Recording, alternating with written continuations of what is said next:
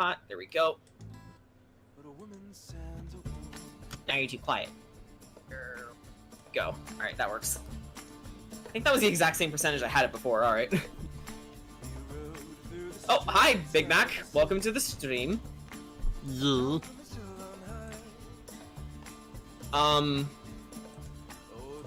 So today, Realm Wars and I are doing a multi-stream while we work on different art-based projects. In my case, it's this practice comic that I've made a long time ago and haven't touched since. So, what I was thinking of doing is making a monthly update of sorts with different short stories for this graphic novel that I'm doing, Vant with the Forest. I'm still working on the main script, so I figured that this would be a great way to get people interested, get them to test the waters of the various stories Eclepia, the setting of my story, has to offer. So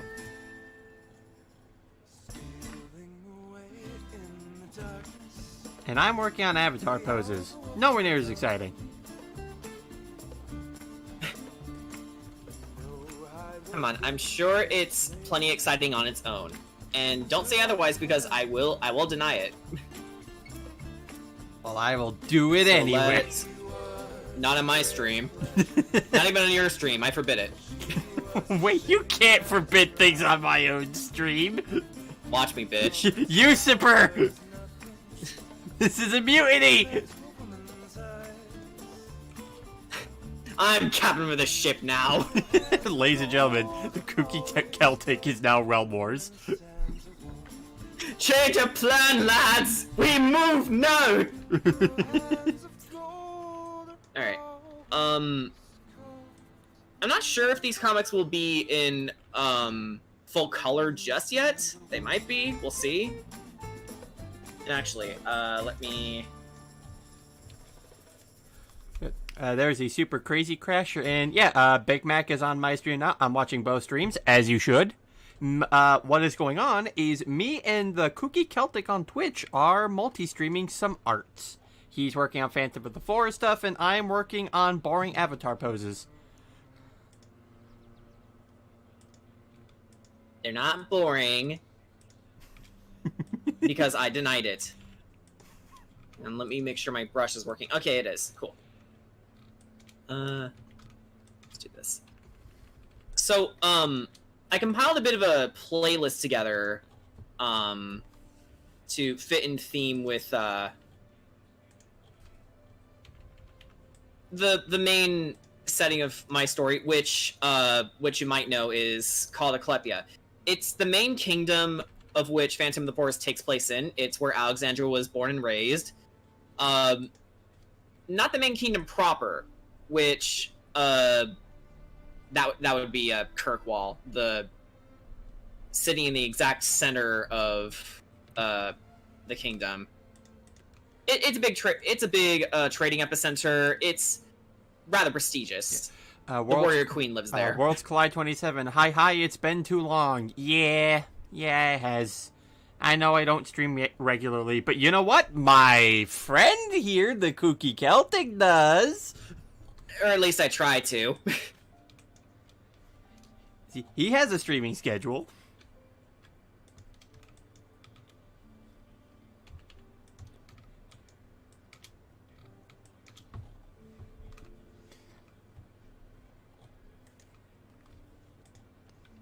Yeah, 3 cheers to me coming out of the shower and not smelling like poo-poo. Not smelling like melee, exactly. Yee. We support good hygiene in these parts of the interwebs. Yes. And which also relates to please wash your hands and get vaccinated if you haven't already. Yes. I know most people usually reserve this for after the main event is done, but I like to do things differently. Pro Tech Addict and Paul K. Dragon, hello. Hello, my fellow Americans. Your neighborhood addict of Pokemon protagonist here to wish you all a happy and safe 4th of July. Yes, there are going to be explosions happening here. which you're probably gonna hear in a few minutes on my end. Probably. Is it wrong that I still laugh at the Among Us stream where you cheered on TP to kill Celtic Realm? I'm sorry, what? Yeah. You did what? When me and TP were the imposters. Fuck off. How dare you? Hey, listen, you can do it to me next time we string Among Us. No, we established that I don't like being the imposter, and every time I am, I call myself out. Oh. It is law. Did you forget? Well, if you end up dying to imposter, you may cheer for my death. No. The fuck? I don't cheer for people's deaths. Not even mine? And you do not deserve it! Shut up!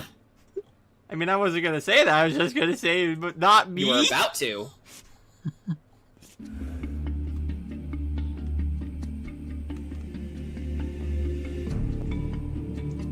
I could sense it. Listen, I thought we were just gonna have a mutual relationship going on here. It's like, you root for my death.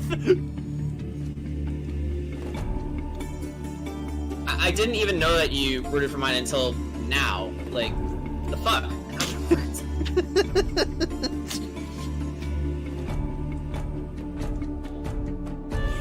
And you know what? That was the best birthday gift TP got that day. What, my death? No, winning the whole game. Oh.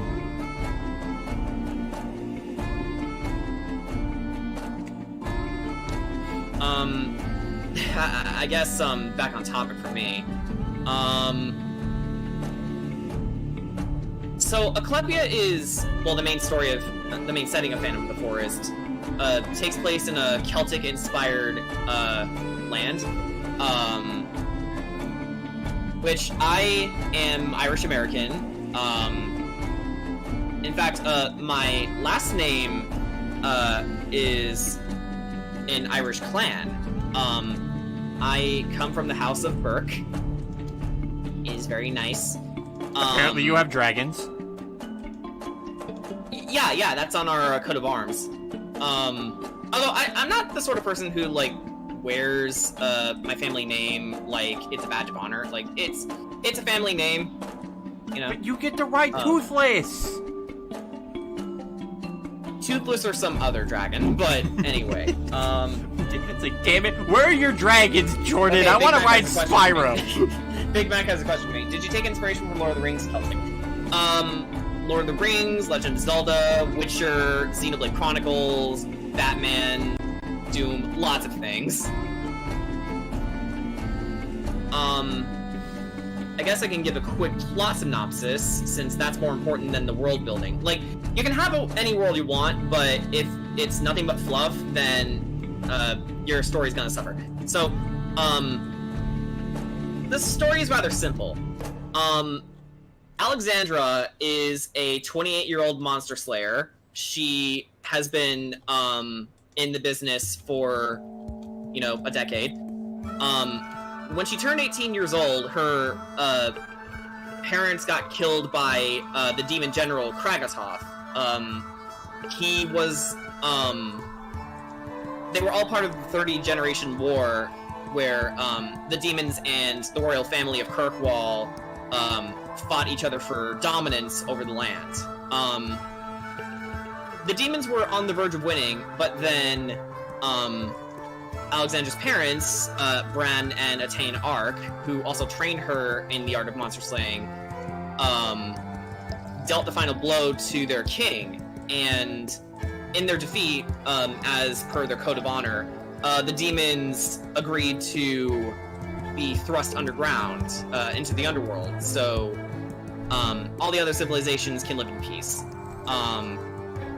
Not that that really matters, because Asclepia is, while beautiful during the day, extremely dangerous at nighttime. If you're going to go out at night in Asclepia, either don't, or bring a traveling companion with you, and some weapons, maybe some magic. Other than that, it's way too dangerous. There's all types of monsters out there. So, back to Alex.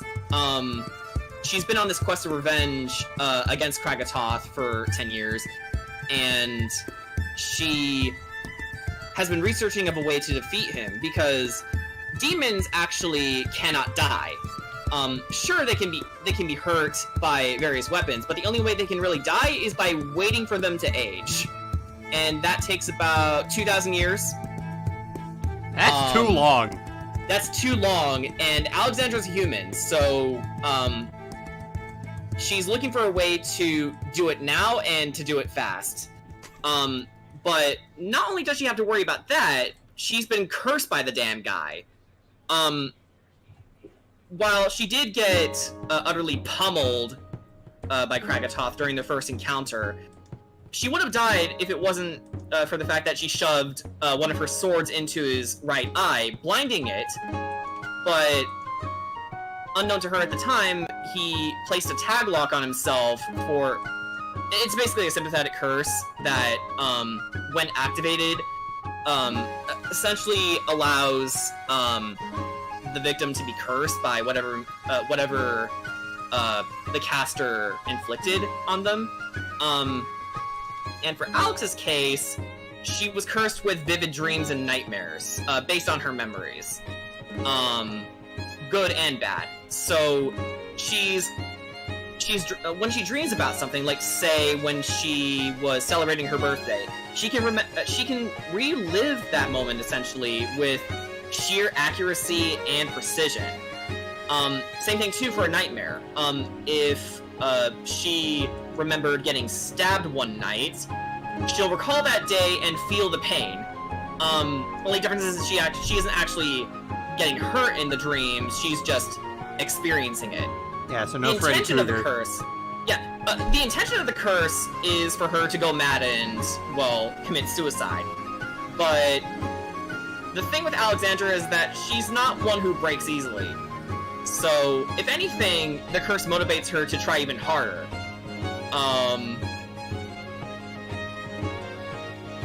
Once the main plot kicks off, I wrote it so that she finally has a lead, and then the main plot kicks off from there. So these short stories will take place before that time. So during her 10 years as the, well, Phantom of the Forest, her title, if you will. Because whenever she's in darkness, her eyes glow a ghastly yellow. Chances are, if you see those eyes, you're pretty much dead. Try to run. You can't. I mean, she'd probably say something a lot more sinister, like... Actually, she probably wouldn't say anything. She'd just do it. Yeah. It's like, so how do you run from her? That's the interesting part. You don't. That's the neat part, you don't. But, my big thing with writing so far is that, yeah, the story is simple, but that means there's way more room for character interactions, and with Alexandra in particular, character studies. I've always loved those sort of stories, and it's certainly no different here. And seeing as I'm writing and eventually going to draw this whole thing out, I have plenty of room to explore. And believe it or not, I'm up to like 43 chapters right now. So pretty substantial. I've made some pretty substantial progress, but I can't share it with you guys, even though I really want to, because it's not ready yet. It's like, but you know, you're already better than Doug Walker because he doesn't care about character study. I mean, to each their own. If you find that stuff boring, fine. But we all know that Doug Walker's an idiot, so yeah, he doesn't know good writing when it counts. Like, which is ironic because he likes Mask of the Phantasm, which is a character study on TAS Bruce Wayne. Yeah. Crawls out of a chip bag. Seth, what are you doing in a chip bag, Mr. Maniac? Nani? Also, yeah, nice to see some of you guys on my stream. Do you guys also want to give Jordan some of those views? I mean, I like the 8 views, but I think he'd like them too. I mean, honestly, I don't really care either way. Not a lot of people watch my streams anyway. If people show up, they show up. If they don't, well, fine. I'm gonna hope to get you Twitch affiliate somehow. Yeah, I'm still trying to get Twitch affiliates. Yeah. Now, you're probably wondering where my lore synopsis for the Rise of Superior is coming from, but that's going to be for a different day, because I decided to take a poll on Twitter and decide what kind of stream you guys would like to see me do on my birthday on July 30th. And apparently, you guys wanted a lore stream. Which is funny, because the other two options were either a TCG Suffer stream or Ori and the Blind Forest 1 Life mode, and apparently the lore stream beat them. But you know what? I'm not gonna complain.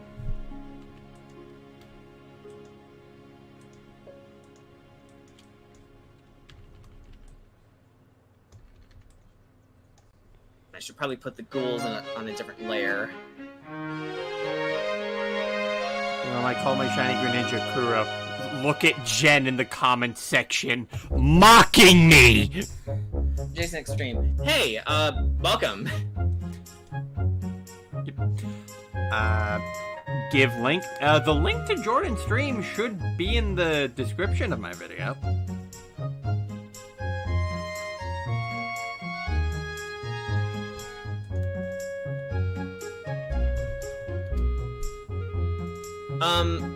I guess adding further to, what exactly ghouls are in my universe. They're essentially zombies, but they're not quite zombies. Sure, they walk and groan and bleh, like zombies, but they're essentially corpses revived by evil spirits. They're essentially taking their bodies out for a ride, and, they're not so bad as long as you aim for the head, but it's kind of hard to do if they're, say, in a group together.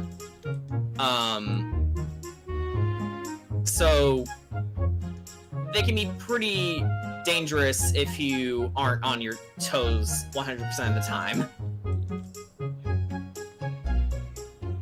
And in this short story, Alexandra is facing off against an entire horde of them. Just in case some of you guys were not able, just in case some of you guys aren't able to find the link to Jordan's stream in the description of this stream, I shall post it in the chat.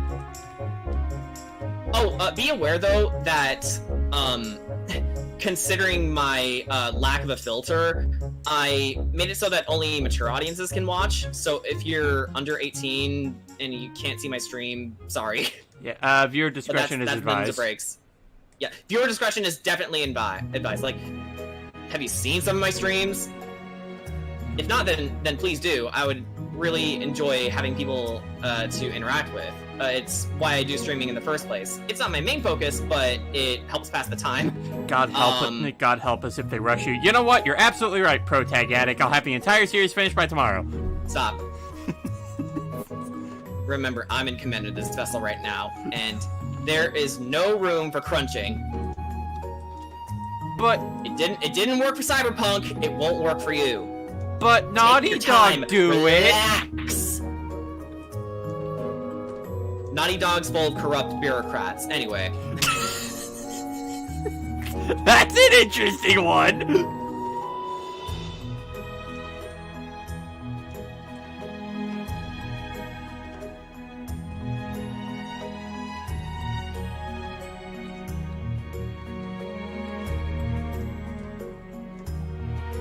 You know, I should also dedicate a stream to monster designs.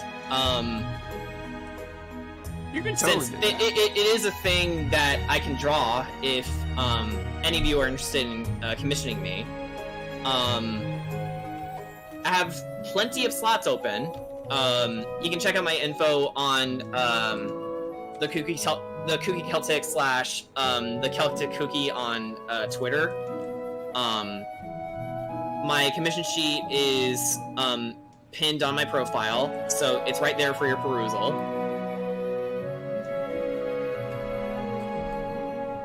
decided to jump my butt in here because YouTube streaming sucks. Yeah. Thank you, Jen. Yeah, That doesn't mean you suck. Shut up. I was saying YouTube sucks. Yeah, true.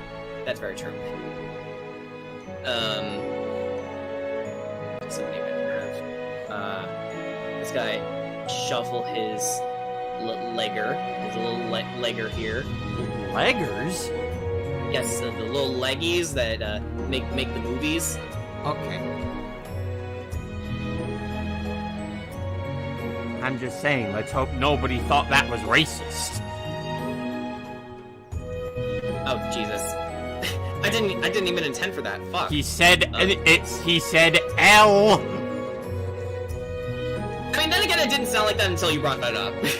So it's just one of those things where it's like, Jen fuck, says, now it's like, hey, fuck, I can't unhear now. Okay, Jen says, hey, Realm, tell him about the conspiracy between me and Giovanni and you and Illusion. What? Okay, so yeah, Jen is shiny hunting with the Team Rocket slot in the server that we're in that has the Mude made bot, and we've come to the conclusion that she sucks off Giovanni to get all the shinies. Like, sucking dick? Yeah. Oh. Yeah, they fucking. And then there's me, where it seems every time I breathe, Illison wants to give me butt fucks of tons of cash.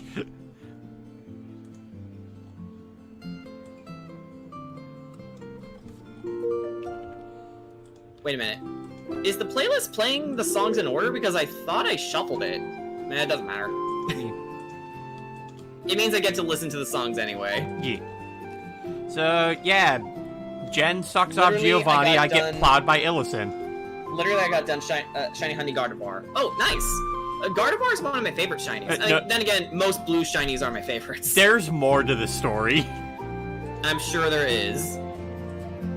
Because immediately afterwards, she went to shiny hunt Whimsicott. The next time she rolled at the slot, shiny Whimsicott. 2 shiny Whimsicotts in a row? Damn. No, just 2 shiny Pokemon in a row. Oh, okay. Sorry, my attention's divided. My attention's divided because, well, I'm also drawing, so I'm not good at multitasking. Which apparently, according to my old psychologist teacher in college, multitasking doesn't exist. It doesn't if you're weak! I guess I'm weak then.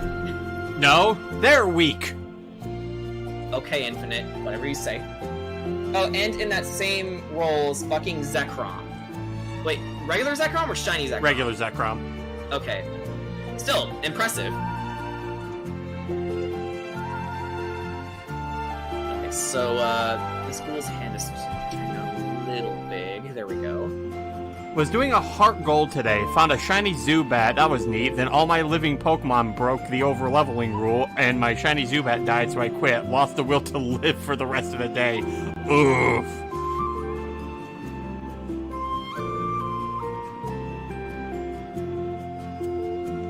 Funny enough, the first shiny Pokemon that I encountered was in Soul Silver, and it was a Golbat.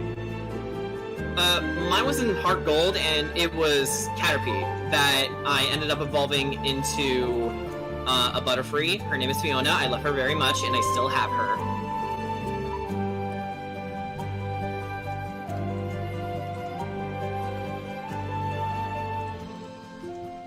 And she can Gigantamax, except I made that up.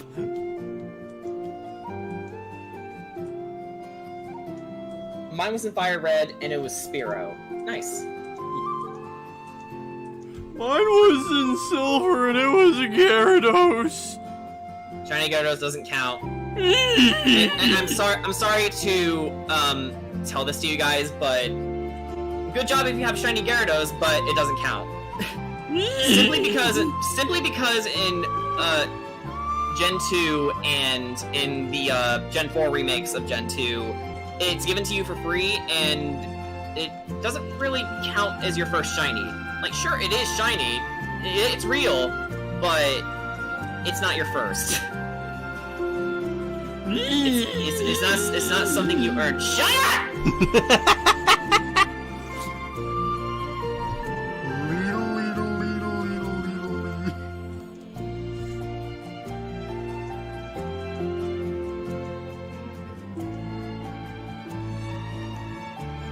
believe it. I was told to shut up by the KookyCeltic.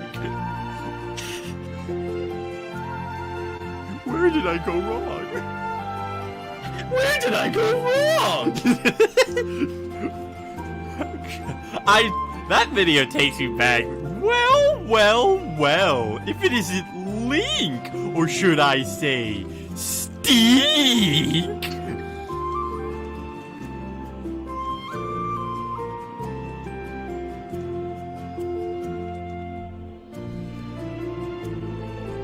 Shall I get my list of shinies and shield? Oh god. From what I remember, it's pretty extensive. But, go ahead.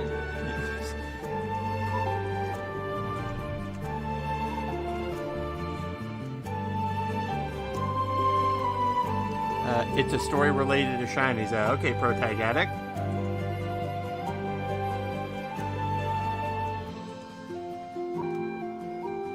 Wrong layer, of course.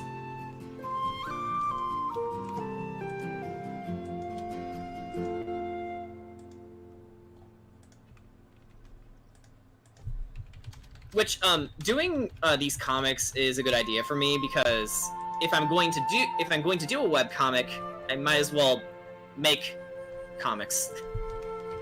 It's the only way you can practice, by doing them.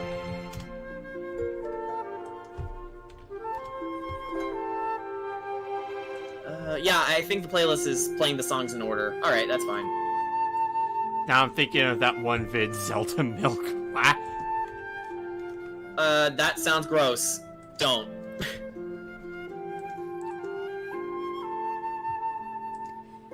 Leave him alone, you bully.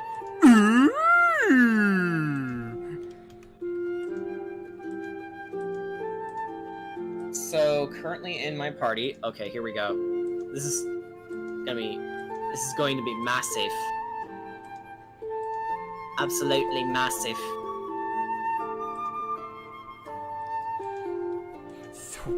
Three walls of text later. Yeah, that's kind of what I'm expecting.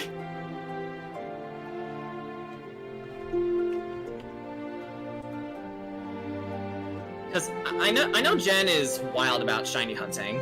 Yeah.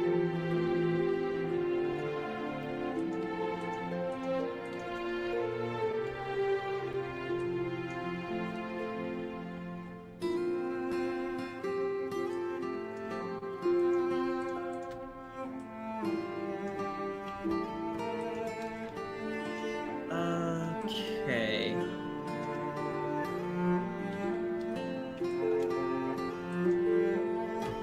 Zeus the Braviary, Shiro the Aurorus, Rosie the Moltres, Selkie the Milotic. Hey, there's Selkies in Phantom of the Forest, actually. Yep. Spike they're Lion Irish, 8, they're Irish welcome creatures, to, but... welcome to my stream. Yeah, they're Irish creatures. Well, Celtic creatures more so because they were even recorded around Scotland. But yeah, and Evelyn the Latias. So yeah, Jonah, if you were wondering, I am working on avatar poses for Kamiko for an avatar set, and Jordan is on Twitch streaming a practice comic. Which is gonna end up being a short comic story because I figured it was time for me to start making comics. Yeah. It's for Phantom of the Forest, a story I'm working on, and I'm essentially going to make these short stories to tide people over for the main event, if you will. Yeah.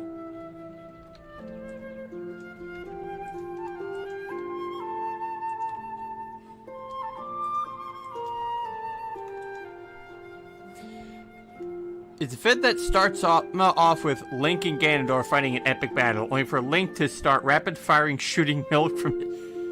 I'm not gonna finish that. Yeah, no. I don't even have your stream up because my systems are not advanced. But I can imagine this... Twitch is gonna have some words for that. the Twitch algorithm is gonna look at our streams and go like, what's going on here? Ironically, I have no filter. So, if you're gonna watch my streams, expect me to, expect me to go off making very rude comments and cursing like a sailor. Although allegedly most, people in Ireland curse anyway, so I'm honoring my ancestors, I suppose.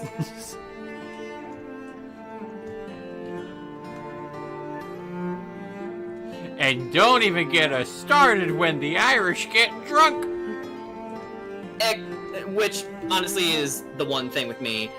I've elected very, very young to never drink. You know what? That's fair. Yeah. I'm not one for the idea of, getting shit-faced, things like that. And quite frankly, I don't really trust myself with alcohol. Hey, neither So do I. that's a no-go for me.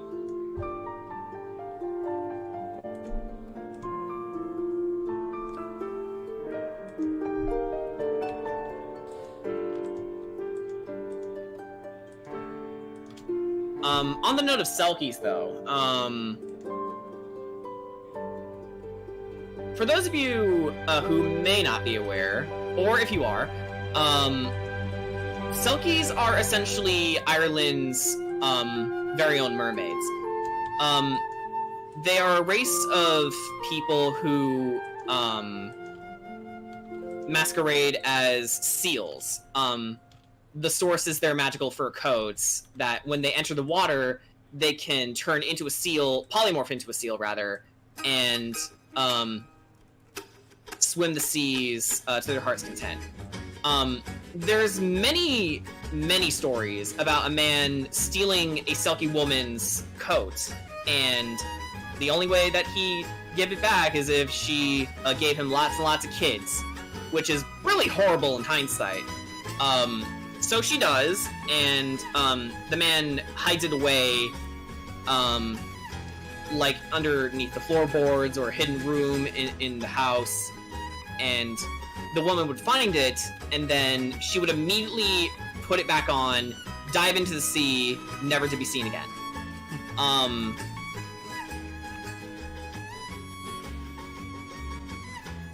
There's a movie around Selkies and fairies, actually, called Song of the Sea. It's made by an Irish animation studio called, I want to say Cartoon Brew? I could be very wrong.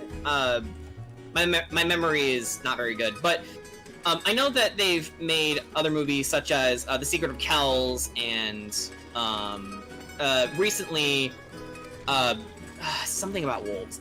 I still need to see those movies because I feel like as an Irish person, an Irish descendant myself, I owe it to myself to watch them.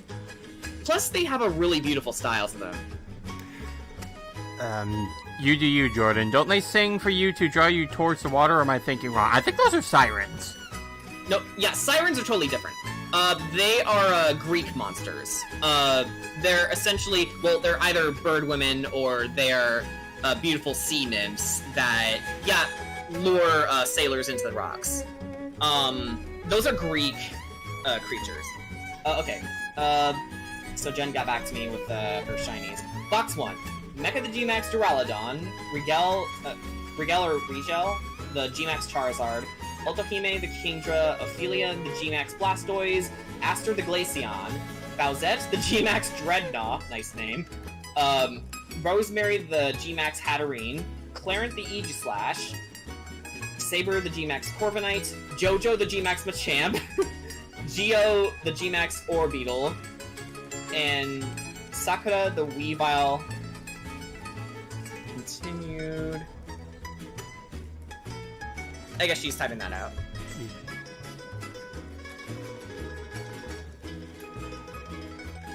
Hang on, wait a minute. What am I doing drawing the background? I can just pull a Samurai Jack and just color it in. Yeah, fuck lining it. What am I doing? Fuck this lighting crap! No, but seriously, I find coloring in the background with solid shapes is a lot easier to do than just drawing them all in. I was kind of... My brain was on autopilot, sorry. Okay. Sir Tristan the Surfetched, Anubis the Lucario, Ares the Komodo, Alexandria the Halucha, Abigail the Absol, Erisine the Gmax Gengar, Felicia the Lipard, Cerberus the Hydreigon, Hel the Chandelure, Hestia the Talonflame, Morganite the Serena, Osiris the Dusk Lycanroc, Apollo the Volcarona, and Diesel the Palossand. Man, that's a lot! And this is just box 1? It's no bother to me, but, like, wow. It's definitely more impressive than what I've got. Like, most of the recent shinies I've got was either by pure chance from, like, hatching eggs, or Brian gave them to me.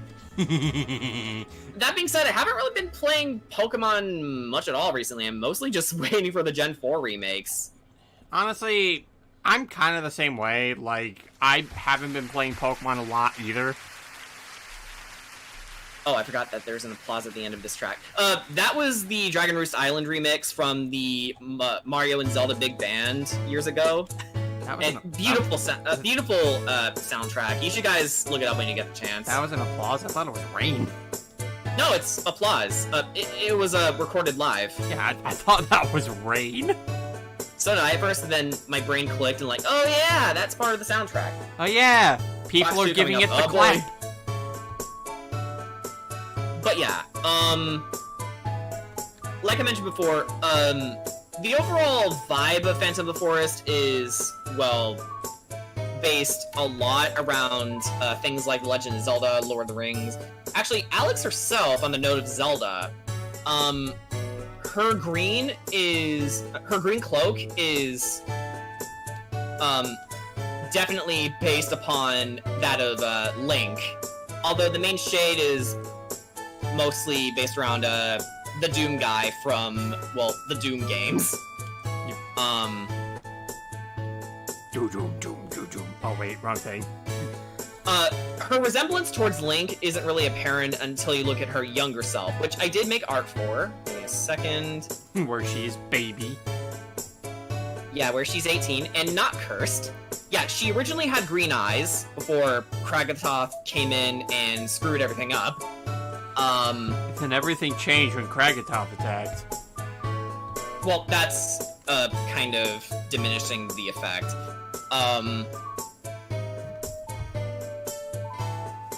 So, the main thing I wanted to showcase from just their body languages alone is that Alex was a much happier young lady 10 years ago compared to now.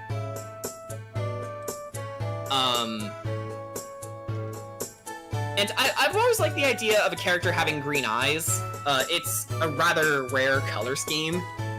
When it comes to eye colors, you usually see blue or brown, but... And that's why he likes Sonic. Well, yeah, Sonic is another influence on my art style overall, but I'm sort of favoring the classic games nowadays. I still love Sonic Adventure 1, but Sonic Adventure 2, it's seen better days. Okay, and then Coco the Alola Raichu, Sylvia the Rapidash, Sir Fluffles the Arcanine, Poseidon the Gmax Lapras. I'm sorry for interrupting you. I just gotta get through this. Medusa the Salazzle, Kuro the Garchomp, Perseph the Roserade, Ace the Salamence, Astolfo the Lopunny. I see what you did there. Bubble the Togedemaru, Amber the Swoobat, Aurora the Frostmoth. Yeah, it's like I was gonna say, because yeah, we have Sonic Forces. We don't talk about that game. Never happened. Yeah, Sonic Forces, kind of like the Isle of Armor DLC from Pokemon Gen 8, is aggressively okay. I won't even say that, because honestly, every time I go back to think about Force's plot, it keeps getting worse. Yeah, basically the angrier you get. Yeah. Yeah, because I just keep going back and like, wait a minute, hold on. This also doesn't make sense. Why was this okayed? That's, as some of you may have heard many times, is how I feel about Xenoblade 2. Every time I walk away from... Well, when I played it, I liked it, but the more I spend time away from it, it's like, oh, wait. Oh, wait. Oh, wait! Oh, no. And the game isn't bad, it's just fucking annoying. With what it gets wrong. For example, the tutorials, they do not help in the slightest. They butchered the art system. I mean, the idea of making it simplified was good. But then you take into account of all of the different rare blades that you get, which completely change your character's playstyle, and if they don't match up with your character's stats, you will fail! Well, and there's also the elemental chart, which doesn't make sense, because apparently fire and water are weak to each other. Light and darkness are weak to each other. So you have to juggle mechanics around just to get around, and also get enough points for specific chain attacks. actually, It's a mess. that just reminds me of the Rosario Vampire anime, like the second season where Mizure was fighting like a fire monster, saying, "I'm fire and you're ice, which means you're weak to me." And then like they had Mizure in a corner, and she's like, "If you're weak to me, then that means that you must also be weak to me in exchange." I'm like, that, honey, that's not how that works. I mean, I don't think it's as bad as Mega Man Zero's weakness chart. Like, I think electricity is weak to ice. I could be wrong, but I know it's just fucking weird. Yeah, but it's just like, weaknesses don't work that way. Just because that guy's weak to you doesn't mean he's weak back to act towards you. It doesn't work that way. It's like, okay, I get you're trying to be different, but this is the wrong kind of different. Anyway, Kit the Ninetales, Egg the Azumarill, Omelette the Togekiss, Freya the Altaria, Ryder the Noivern, Ingot the Dracozolt, Thanatos the Dragapult, Zoro the Thievul, Cronus the Haxorus, Chili the Grapploct, S'mores the Dedenne, Eris the Gyarados, Emerald the Lurantis, Lionel the Entei, great name, Eros the Sylveon, Tater the Tyranitar, and Lion the Mawile. Box 3. Wow. Like I said, I honestly feel bad because Rosario Vampire deserved a good anime. Oh, is it like not up to par with the main manga? They made so many unnecessary changes in the anime, and I don't know why. Like, for example, Jordan, how do you feel like an entire chapter of Kurumu's character development getting cut? Based on what little I know of Kurumu, that's not cool. Yeah, well, that's what they did. Not cool. Not cool, Sonic. Also, one of the chapters where we first were introduced to Ruby the Witch, they decided for some unknown reason to say that, oh no, the mistress she was working for was dead the whole time, but in the manga, she's actually there. Something tells me they cut a lot of corners.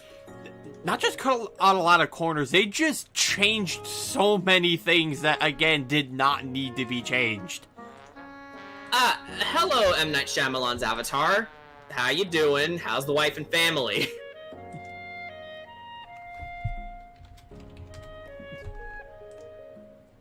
Okay, I think we're good to, make them their own layer now. Here we go. Wait, what layer are you on? I got scared there. Sonic is strong, but family is stronger, Dom. Okay,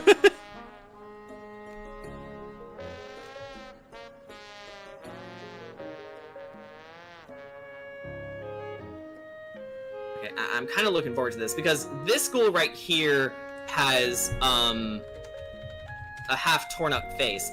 Gore is kind of an element of Phantom of the Forest because, well, if you couldn't gather by now, it's a dark fantasy. It's a dark fantasy story. So maybe I can give it an exposed eye of some sort, and then. I mean, obviously it's stylized because, well, it's a style I've been accustomed to for, well, since I could draw, really, as a kid.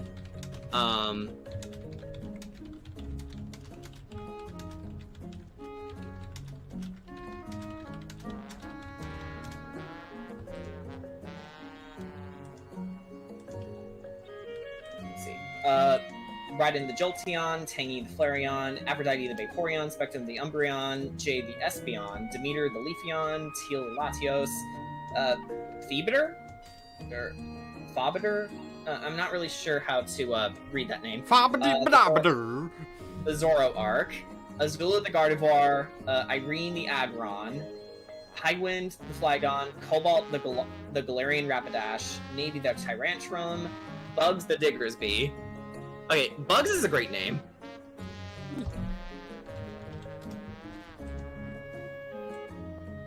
Oh, and also, Jordan, how do you feel about in the anime Rosario Vampire, the monsters attempt to fucking crucify Skune? I'm sorry, what? Yeah, they put that boy on a cross and they're gonna fucking burn him on it. Ah. All because he's a human. I mean, that's kind of extreme.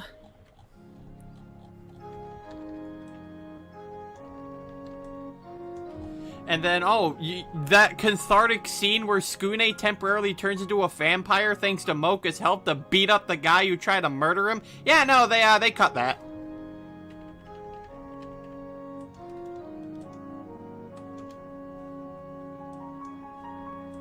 It's like, nah, it was Mocha who beat the guy. But he was so cathartic when Skune did it. Why you change it? I mean, I could say more about this, but I haven't even read a lick of Rosario Vampire, and honestly, it's kind of not my thing. It's just that you've introduced me to the character of Karumu, and she seems nice, despite being a succubus. And it's nice to know that sex isn't the only characteristic she has. Which is great, because she's kind of a minor. Yeah. The question is, does that matter for a succubus? It's kind of the main thing that turned me off from anime starting out. Like, I know that fan service is a big thing with anime, but he introduced me to My Hero Academia, which was light on it. I still don't like the fact it's there, but at the very least, it's not the focus like other projects. Hey, how about High School of the Dead, where we put all this fan service involving high school girls?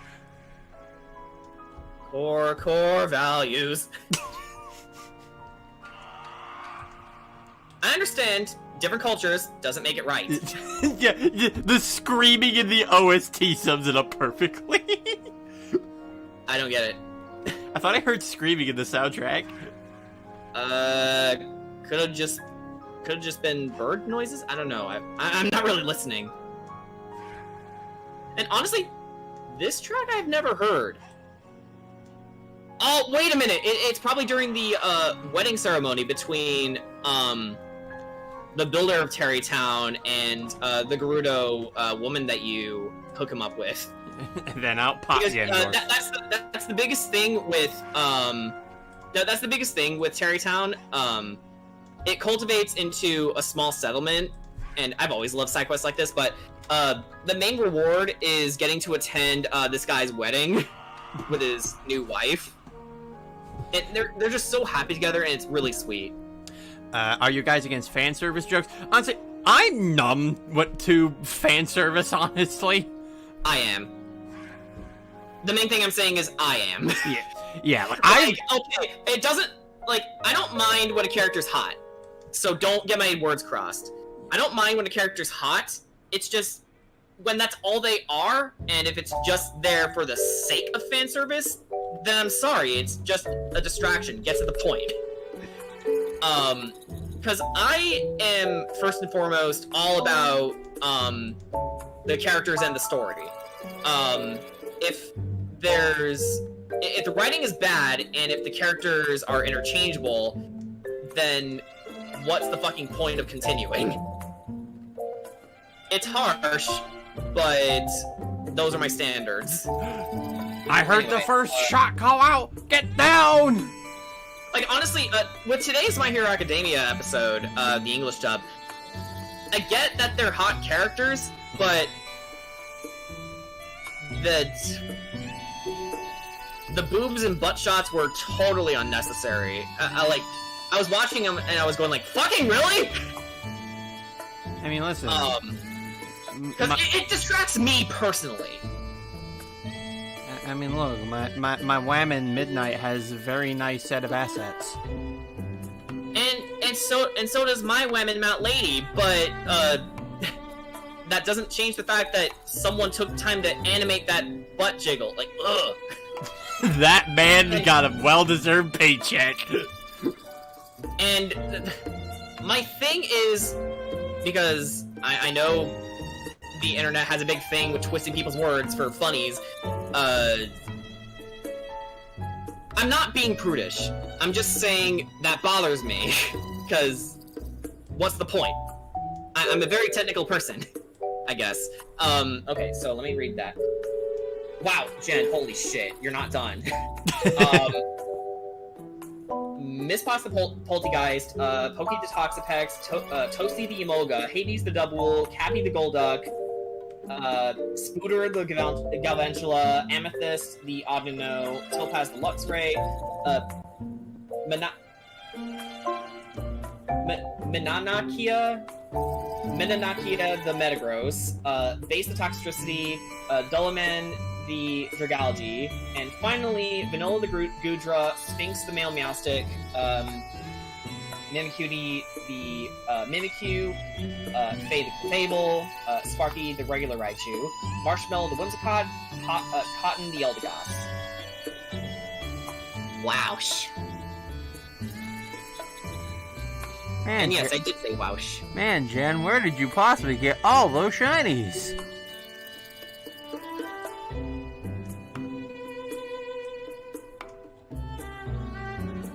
There you go. But yeah, that's definitely a lot more than what I could come up with. What about Bayonetta? Bayonetta is a weakness of mine. Yeah, like, Bayonetta's character surrounds more around, self-confidence, and definitely body positivity. Like, I respect Bayonetta, a lot, actually. Which, honestly, I feel like that could be kind of said as the same thing, like, with that moment in My Hero, because, like, yeah, Midnight and Mount Lady are both very confident women. Yeah, but that's where the dichotomy comes in. Something tells me that wasn't deliberate.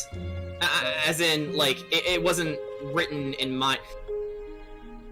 I'm trying to get my thoughts across without coming across as, like, a tool. I was never good with my words, but, essentially, I don't feel like that was part of the original intention behind that scene. I think it was something the animators themselves threw in, not Horikoshi-san. Because, yeah, like... Jordan, you say that, but what? Do you know what Horikoshi's nickname is? What, Horny Koshi? Horny Koshi. I mean, the main thing with his writing is that it's not the main focus. What? No, I'm just sorry. I just find it funny. What, my opinions? No, just Horikoshi's nickname. Okay, I thought it was something I did. Wouldn't be the first time. Does Jordan hate Bayonetta? No. I just said I didn't! I like her! Like, did you even listen to a word I just said? The only objective terrible thing about MHA is Mineta. Yeah, fuck Mineta. Destroy him. So, here be a Kamiko pose that I have just finished.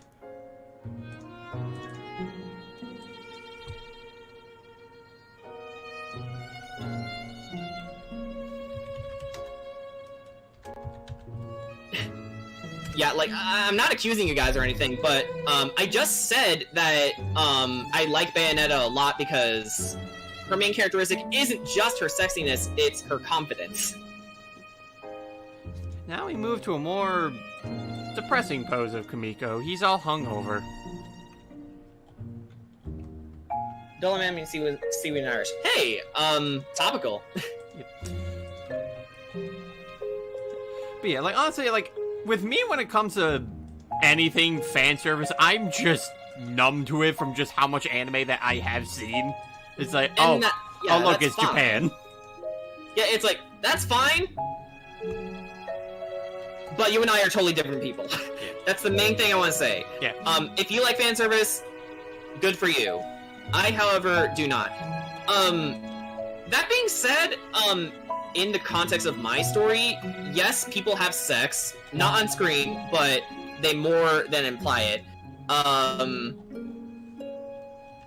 There are also characters, that are considered sexy, but, again, that's not the main thing I focus on with them. It's their other qualities.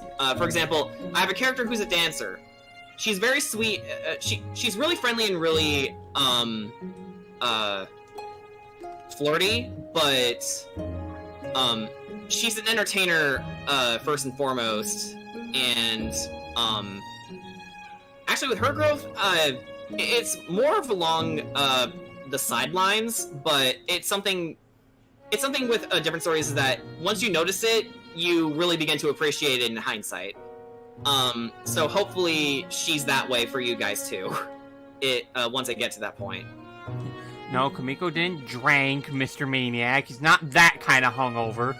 Yeah, and Jen says, I don't mind a bit of fan service as long as it's not in my face every 5 seconds. Thank you! That's the main thing I'm trying to say. Like, again, I don't mind it I don't mind it as long as it's within the right place and time, I guess. Yeah. It's weird. Yeah. I also want to get this out there. If you're a person who thinks Boku no Pico is fan service, get out of my fucking face. Why does that sound familiar? It is a hentai about minors, and it's disgusting.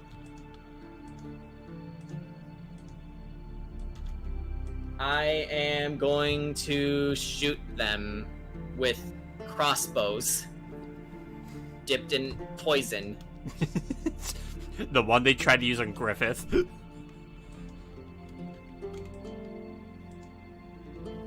Yeah, we did see that. Don't watch an anime called Boku. Okay. You know what it is? It's like I know what it is, but I spent all this time trying to block it out. So thanks for reminding me of it, I guess. It's like, oh no, you reminded me it existed. All right, time to take you out. Time for my triggers to come back.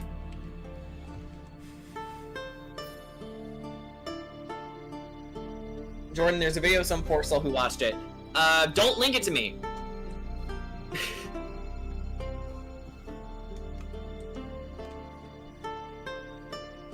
Can anyone see me? Yep, I see you, Gilligan.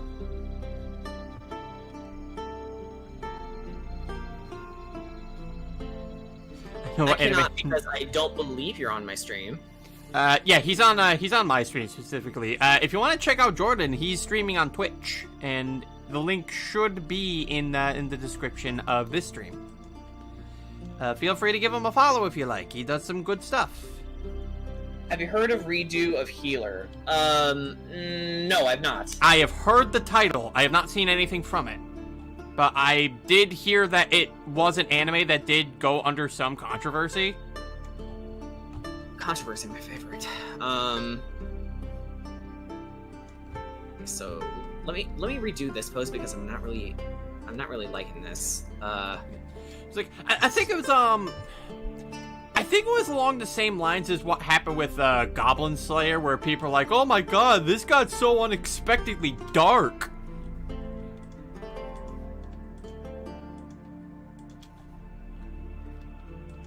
Is it more of along the lines of people missed the point and then they were like, "What were you expecting?" Or I'm not certain, but like I know like every now and then like a new anime will come out, and there'll be like this extremely dark thing that comes out where people are like, oh my god, this has become the most darkest thing ever produced out there. And meanwhile, Berserk is laughing in Hayo.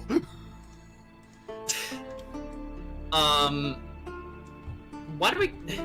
I really hope, no one gets the same idea with mine, because being dark is the point.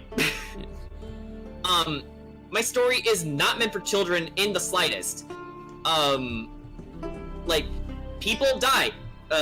There are lots and lots of references that Twitch here would not appreciate me to say. There are also the gore. There's lots of gore. In fact, there's an entire arc where Alexandra finds herself exterminating mutant monsters. And she wears a suit to make sure she doesn't get mutated herself, because the very air in that hospital is highly mutagenic. Like, when it just comes to things like that, honestly, I'm just more so in the lines of, like, I guess it's not a matter of if people are gonna do it, only when. Yeah. And, you know, because the thing, too, is that I'm definitely much more on the lines of, like, you know, I'm not gonna necessarily care too much if people are like, oh, this is really dark and whatnot. I'm like, I mean, okay, I mean, it's kind of what I wanted to get across. Like, if it's a feeling you wanted to get across, then that's when it's fine. Because, like, if people are giving you... bloodbath. Yeah, because if people are giving you that impression that, you know, wow, this is getting really dark and that was the intention, well, you did your job as a writer. Yeah. Which, Berserk was remembered for more than just its darkness, I'm aware of that, and... Huh? Who followed? Oh! Geelig and Stash! Thank you for following me.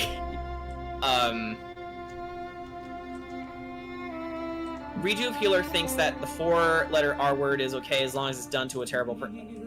No! Rape is never okay in any context. Okay, like, yeah. No one deserves that, even monsters. Yeah, don't mind me. I'm just looking at a figure for a reference to draw off from. Okay, so... Okay, I think I got it. I think.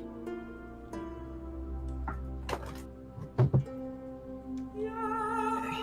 So I need to sort of do a triangular motion. Okay, that makes sense. Damn, sounds metal, the mutant monster part. Yeah!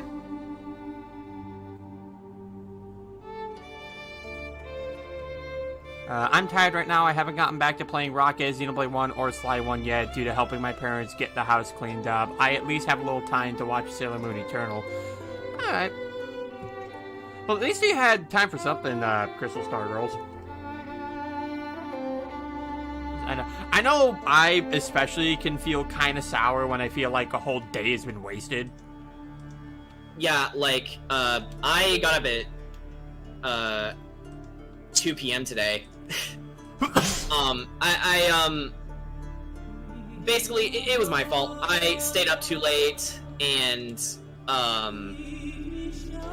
I made myself tired. Not to mention, we recorded, some things for Spiffy Noodle Geeks last night, and that went on for a little bit, so... Yeah. We had fun. Yeah. It's just, you know, it was out of our, schedule. Yeah. I just want to say that at least you aren't like Anita Sarkeesian, who hates any type of sexy female characters, even if they're calm to be more than just looks. To that, I'm going to spite her. And actually, you know what? Let me guys show you the dancer character. I know it's a bit out of left field, but this is the character I'm alluding to. You may have seen her before, but I showed her briefly as an NPC in this D&D game I DM'd called The Abode. So this is Ala Revere.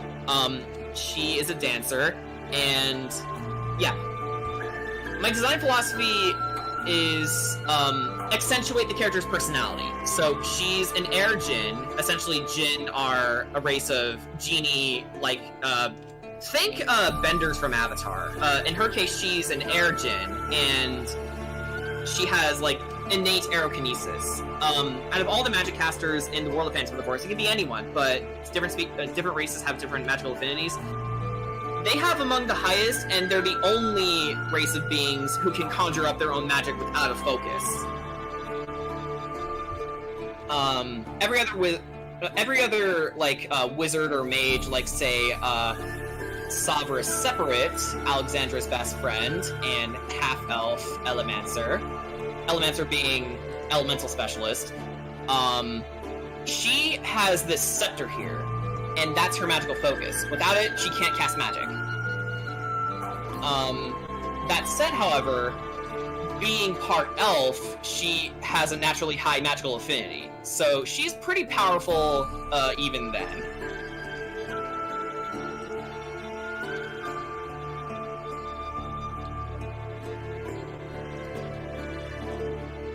And I don't know about you guys, but yeah, that post came out a lot better. It's just I need to fix the leg a tiny bit, and then we can move on. You know, it also doesn't help that, you know, Anita Sarkeesian is a fucking dumbass.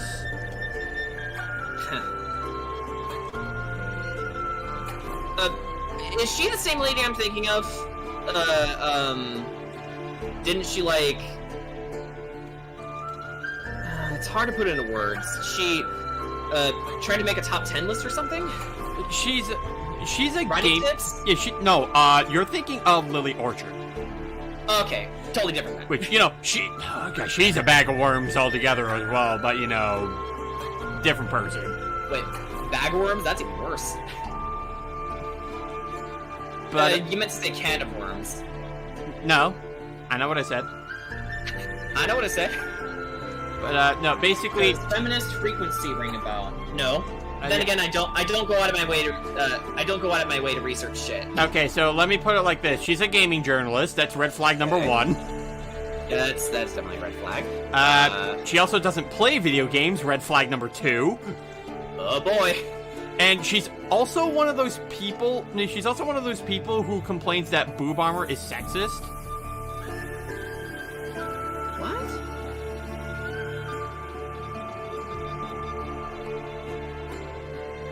I hate Lily more than Anita. You know, totally fair.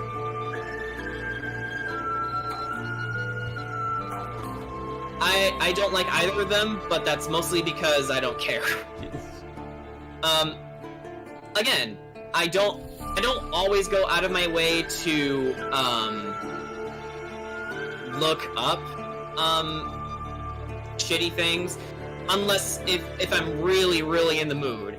Other than that, it's just like, you know, I have better things to do than just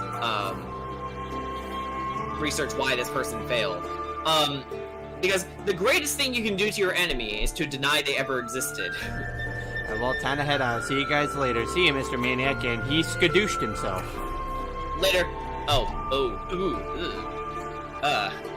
know, he's just in the spirit realm. But how is he gonna get out? Same way Poe did. Bitched about boob armor from the female Mandalorian from the Mandalorian. Oh, Bo-Katan. But that was always part of her design, and even then, it's not that obtrusive. It's just people were making it out to be a thing because they didn't watch the Clone Wars. And also, I guarantee you, if they did, they still would have bitched about it. And, you know, some people just need the room. Yeah, well, I guess back to Alex. You may notice that, well, her chest is rather small, but even then, she has a rather masculine build. Like Samus, she's toned. Because, you know, she was training to be a warrior since she was 6 years old. So I accentuated that from, like, her, arms, being defined, The fact that her breastplate covers up her chest in a reasonable fashion, it does what it needs to protect her, which is what all good armor should do. On the topic of boob armor, like if it's really hugging you, then yeah, it's gonna be uncomfortable no matter who you are. I'm pretty sure that even the Greeks tried to make it practical, and the Romans, but the main thing here is that if a design works, then what's to complain about? My thing is that it should always accentuate a character. She said Bayonetta's only good quality is being a mother. No. False. No, Bayonetta is also a major ass kicker. Yeah, she can shoot guns with her feet. Her feet! And she suplexed a dragon! Yeah, what's not to love? Okay. She bitched about that even though it's not as extreme. Like, if you guys don't like something, fine. Just don't force your opinion down people's throats. Like, I don't like Xenoblade 2, but I'm not gonna tell you to not play it. If you want to play it, that's your choice. And if you can enjoy it, that's amazing. Don't let me stop you.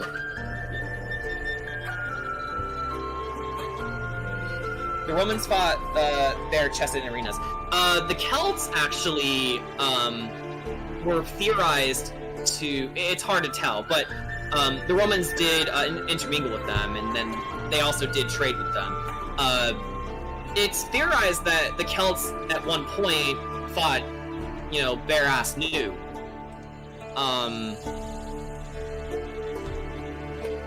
They did eventually upgrade to, say, leather jerkins and typical European armor, but that's hard to say because after the Christians rolled in, they kind of fucked things up. I'm not saying fuck Christians, not at all. It's just those Christians at the time, they kind of messed up their culture, and they did their best to preserve it to their credit, but there are so many stories from ancient Ireland that are just lost to the sands of time because of the context. Like, there's a story about the various invasions of Ireland, which talks about its origins. Well, quote-unquote talks about its origins, but it's hampered down due to the Christian revisions. Like, the Tuatha are demons now, not a race of fairies. And the Fomorians, well, they were always a race of demons. That's actually what I based these demons off of for Phantom of the Forest. But the context is all wrong, and it kind of ends up in a paradox, funny enough. Go watch Overly Sarcastic Productions video on the invasions of Ireland, if you're interested. That's how I learned about it. Just be prepared for the continuity errors.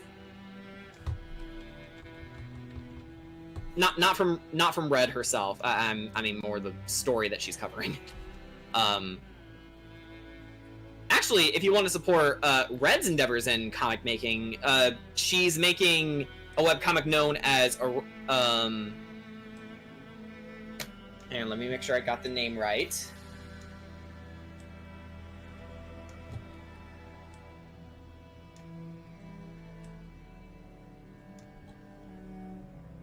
Yes, Aurora. Go check out Aurora. She updates pretty frequently. I still need to get stuck into it, but I'm excited from the sheer premise alone. Man, I wish I had a comic. And it's also a fantasy setting. And Brian, shut up.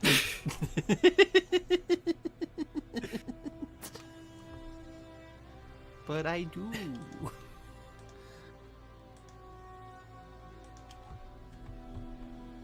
And let me fix the proportions a little bit. And I actually do need to go on BRB myself because I need to check on my dog Ozzy. So Check out the Let's see what we have. Let's save what we have, and remember to say frequent. Yes, that goes for any project. Save frequently. I can answer this question real quick. Have you gotten the sick bit of people comparing your own OCs to other characters? No, because people don't look at my content. Yeah, you people should do that. Yeah, I try to post whenever possible, but I don't have a lot of traction because one, I upload art on a semi-infrequent basis. Mostly because, as a freelance artist, I'm trying to get myself off the ground. That's why I tend to self-promote my commissions and stuff. But yeah, I will be right back. Okay. And I will answer that question myself when Jordan gets back.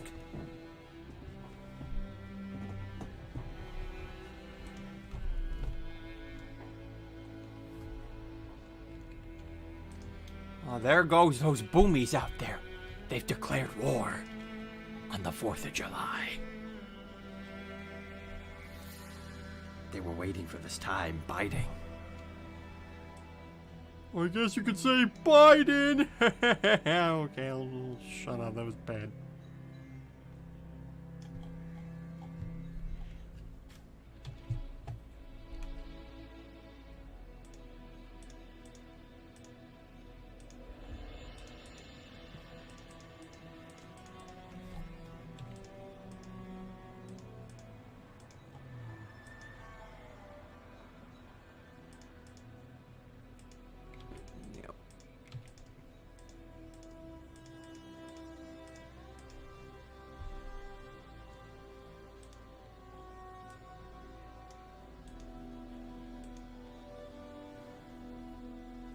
Yeah, look at that, Alex. She's about to cut open them diamonds.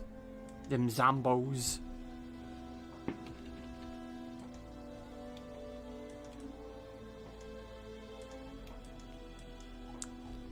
And you know what? Even after today, I can guarantee you they will still be launching those explosions. Like they always do. Because it doesn't need to be the 4th of July for them to explode things.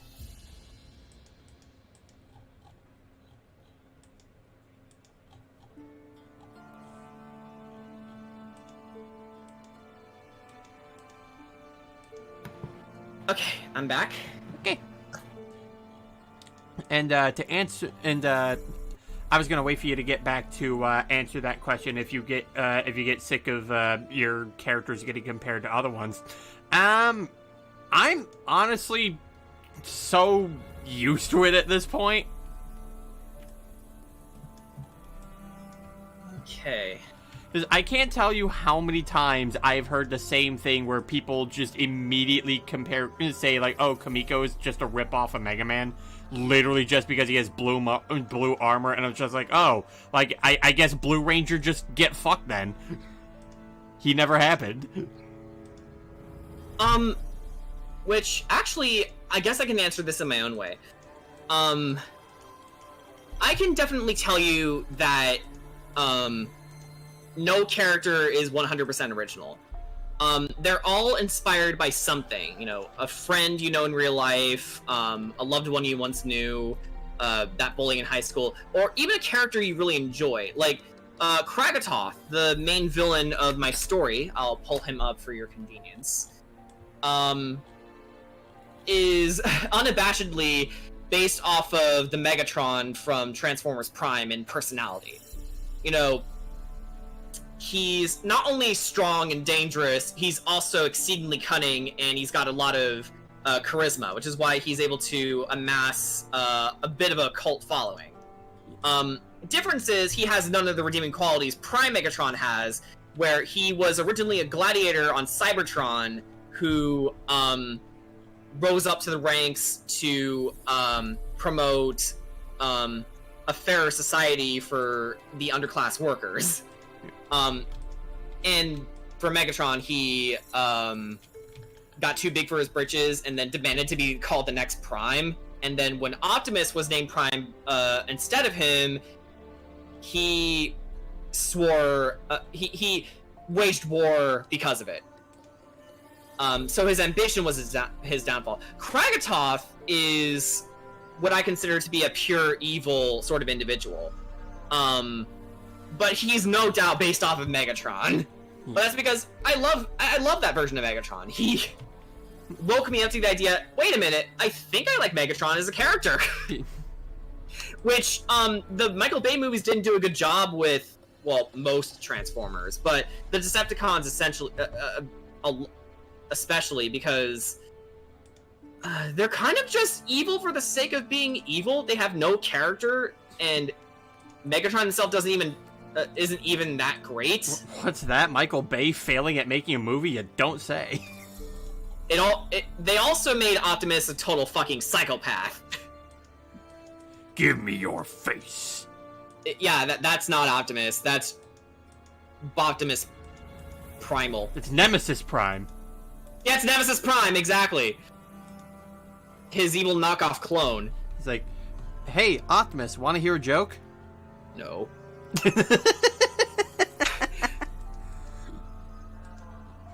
Yeah. That being said, I would say most of my characters are, they start off as bases for characters that already exist, but that's not how I wrote them as. They're their own characters. I hope they're their own characters, and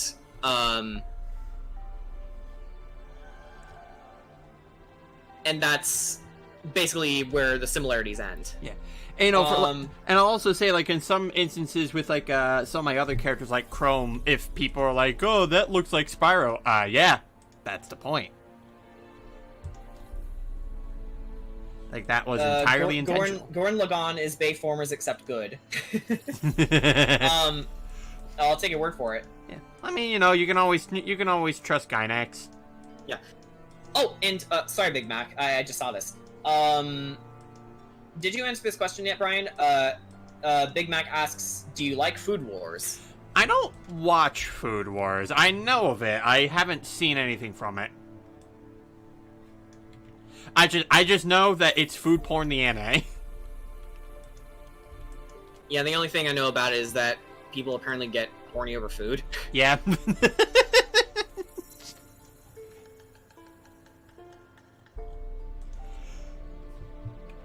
But, one thing I will say, though, is, like, funny enough, people like to, I've always, like, had, like, at least one person a year just come to me and be like, you know, oh, is this character just Mega Man? But it's funny, because, like, you see, it's like, yeah, it's a video game character, but it's the wrong one.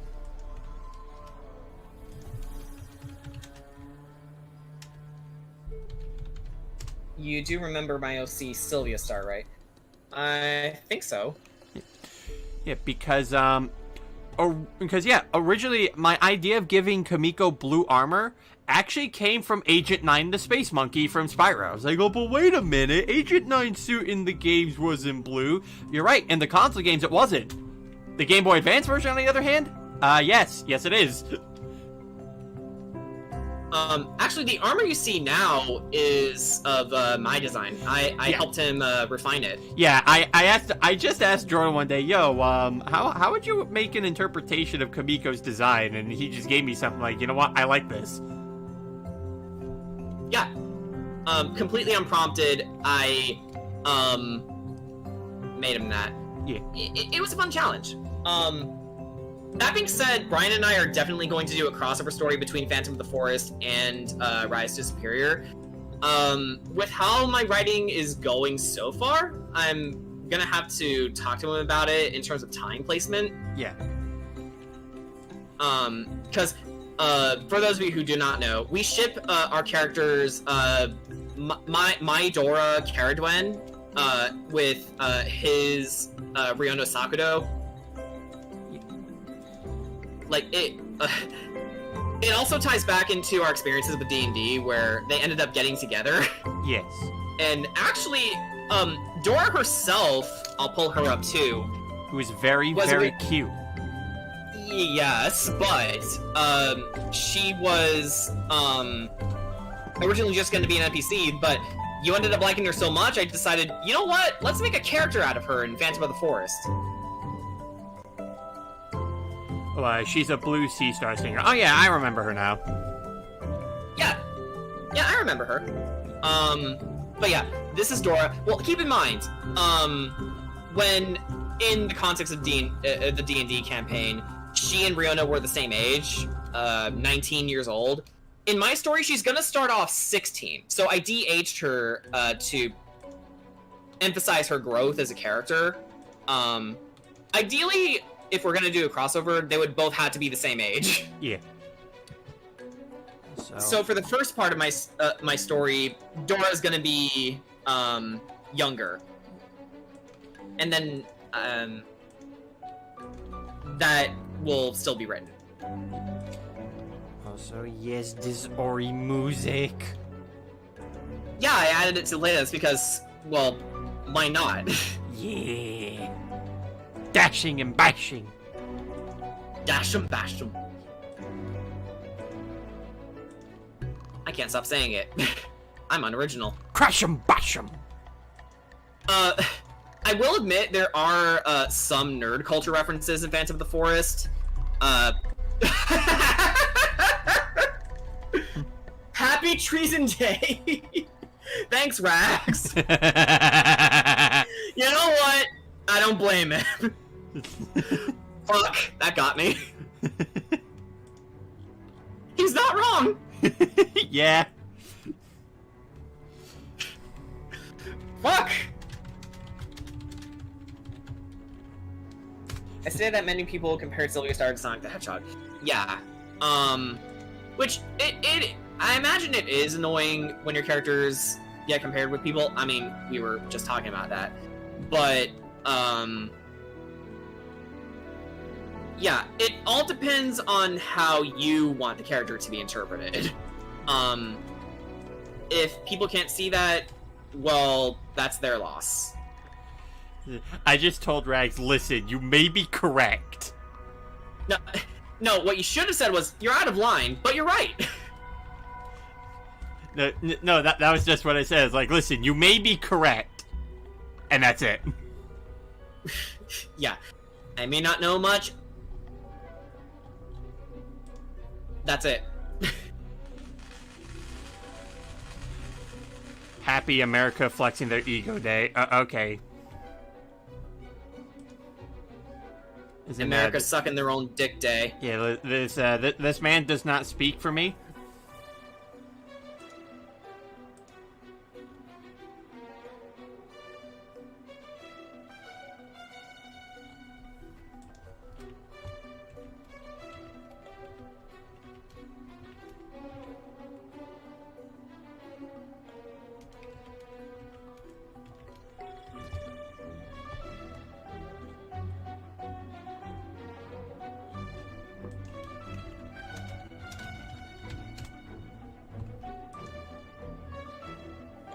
Yeah, that's why I asked that question earlier.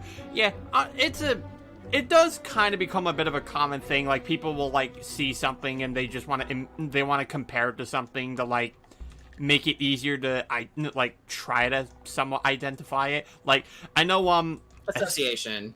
Yeah, association. Like, I know, for instance, we had Ori music playing. People have actually made comparisons that, Ori looks like Stitch.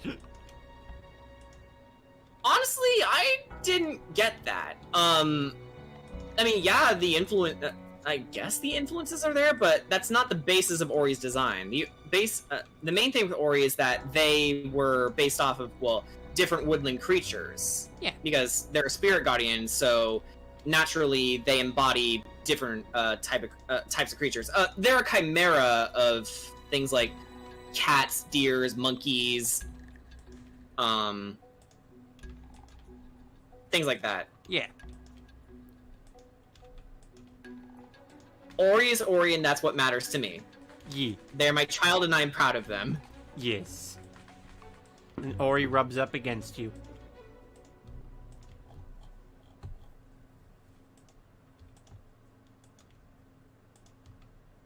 Ori, I may be bad at your game of origin, but I still love you. Loving Ori is a law, and you must obey it. It's like if Kirby wants to be your friend, and you just broke a law by not being his friend. It's like, how dare! Okay, I'm on this chat now. Okay, Crystal Star Girl. Hello. I think the craziest character design I've done as a character from a story I still need to finish. Diatful Nobel, where half his body is black and the other is white due to severe radiation.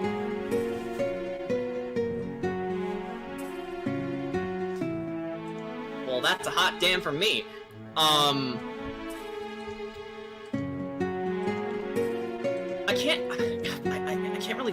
I can't really tell people about what crazy designs I made up because that would be a spoiler.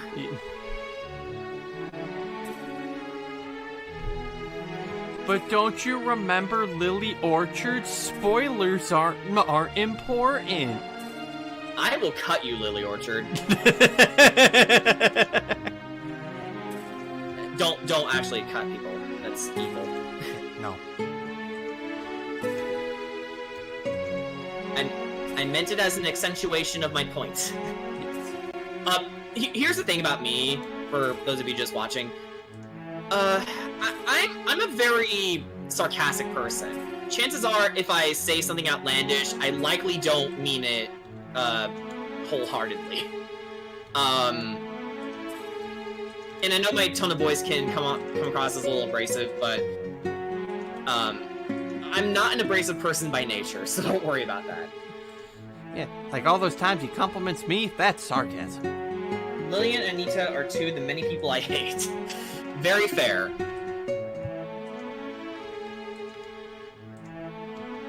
Okay, let me change this up a little bit. I also would like to bring to people's attention that yesterday, Jordan has caught up with Hell of a Boss. Yeah, I enjoyed it a lot, actually.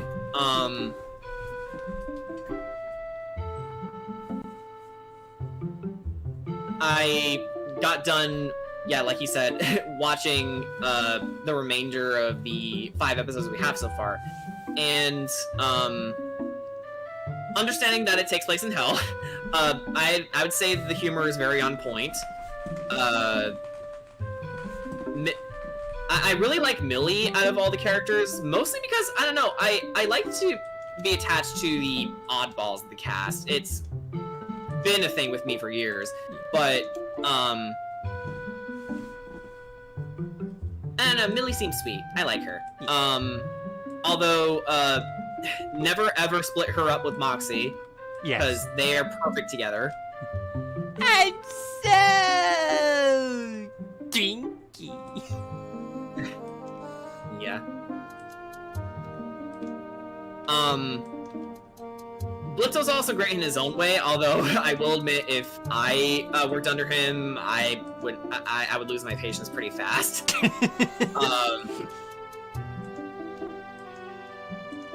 But that's just me.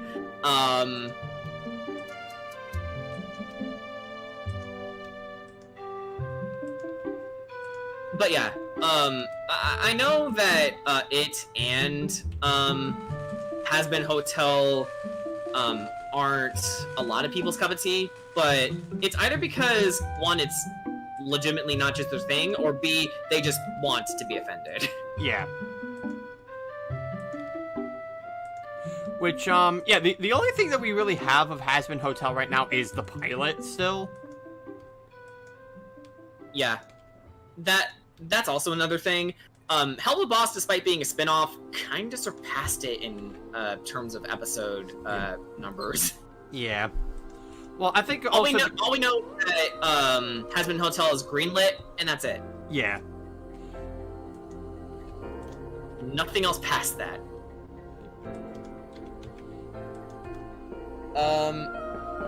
Lily's just annoying, and Nita just makes me feel uncomfortable as a woman with a...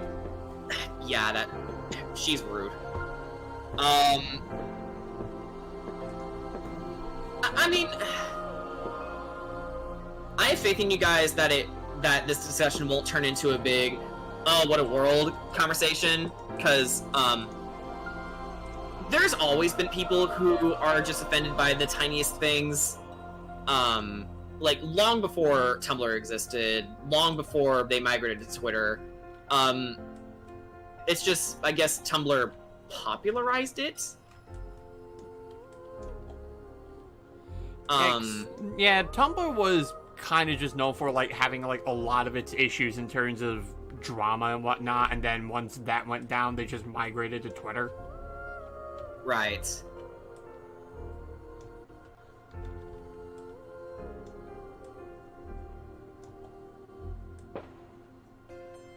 A shot rang out! We're under attack! Ah! We're at war, men.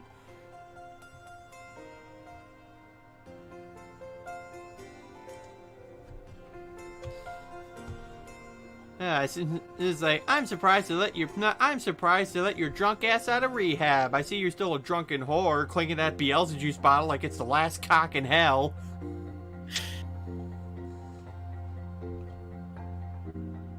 He said to Shantae. Yeah.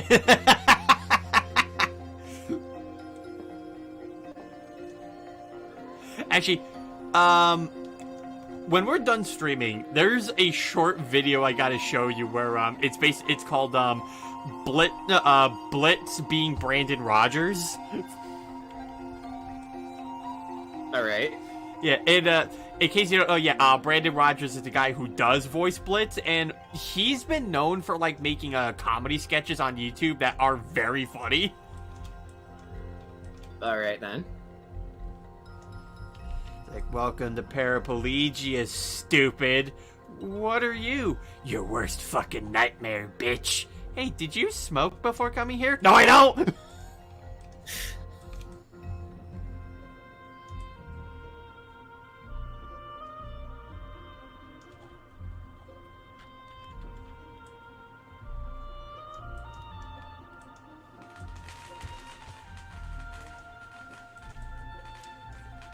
Yep, it's the 4th of July, all right. Yeah, it's certainly a thing.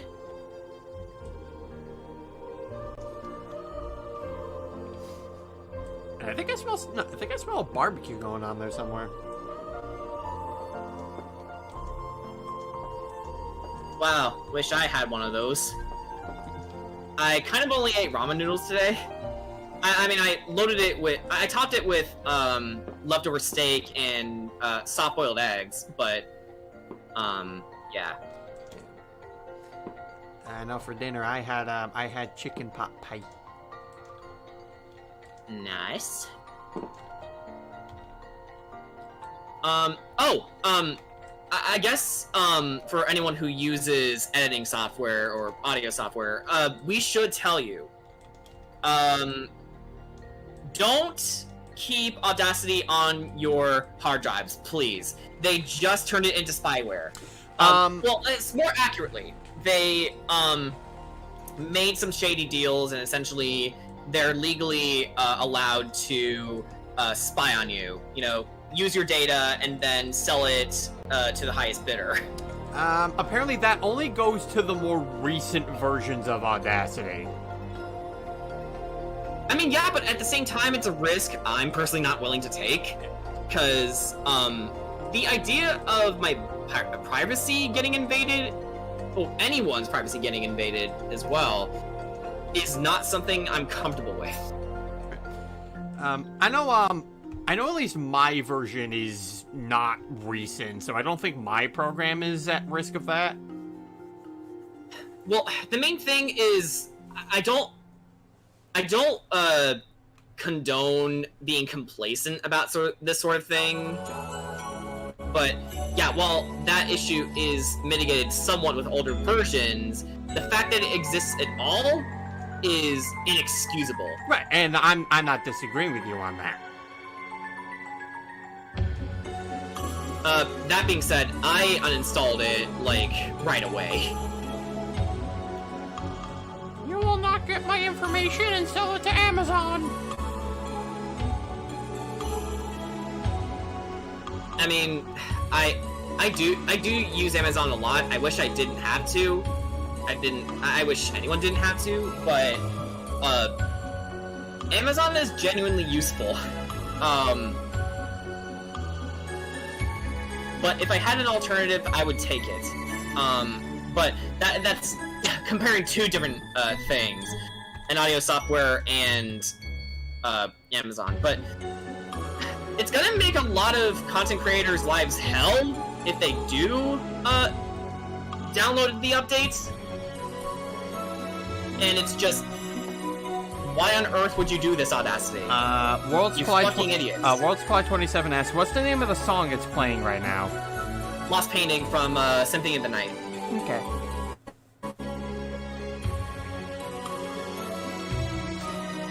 Yeah, Yeah, Anita. I heard probably a good.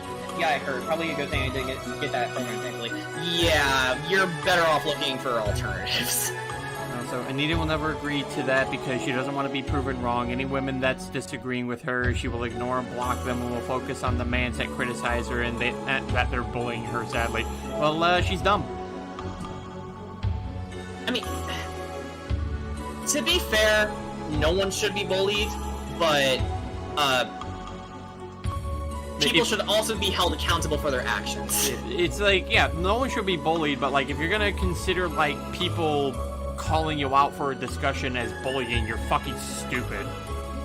And you need to get out of your and you need to stop being a snowflake.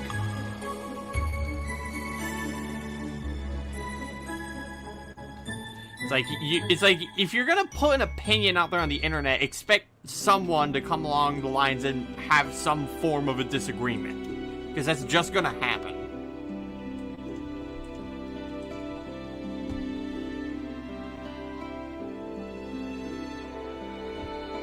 Okay, so page 1 seems to be done and dusted.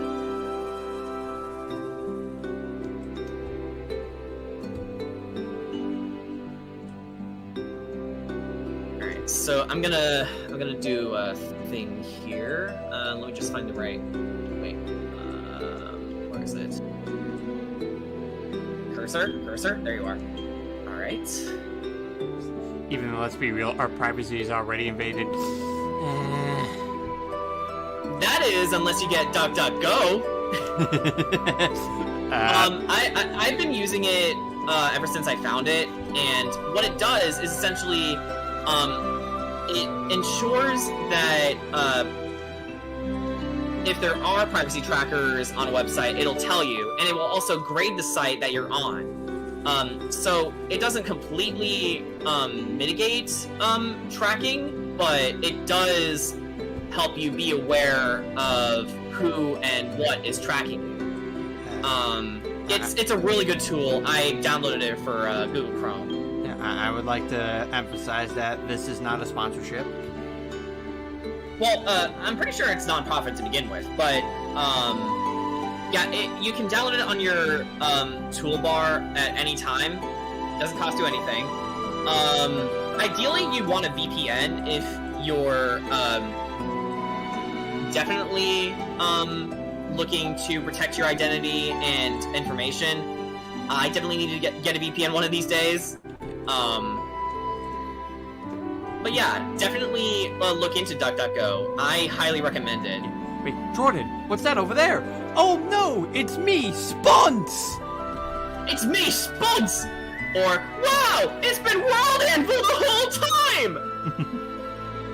I mean, I haven't used my World Anvil for a long time. I guess I just haven't grown accustomed to its layout yet. I need to give it another chance.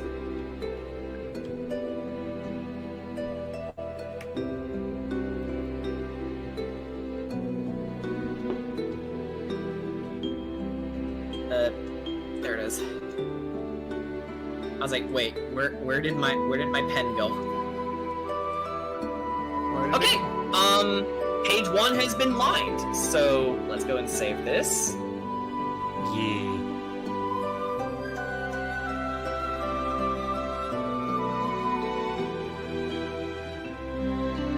Let me see here. Just do that. We'll save save it again just to be safe.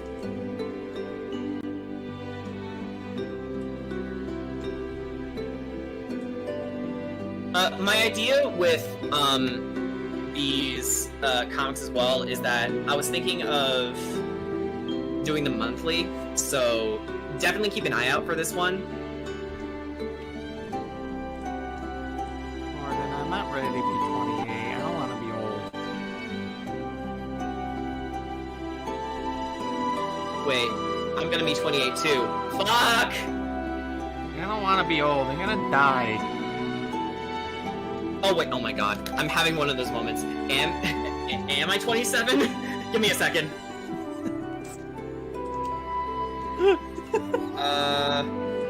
Okay.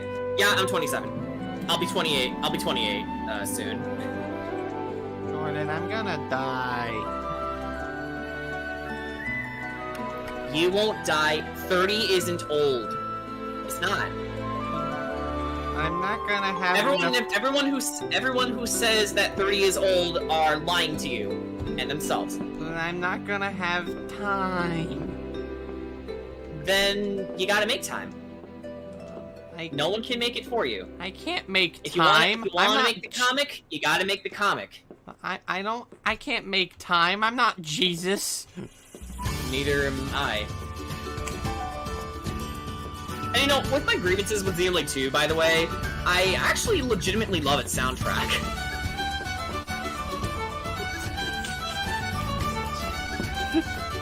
It's like yes, I'm distracting from the point. I just like to say, I'm not Jesus either. So anyway, about Xenoblade Chronicles 2's music. because I know you're gonna keep harping on it. Stanley started his success at age 42. Yeah, but he's talented. And I'm just looking at you going like, that's not helping.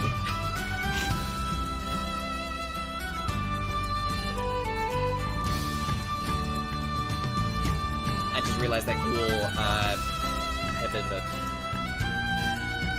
continuity error. Here we go.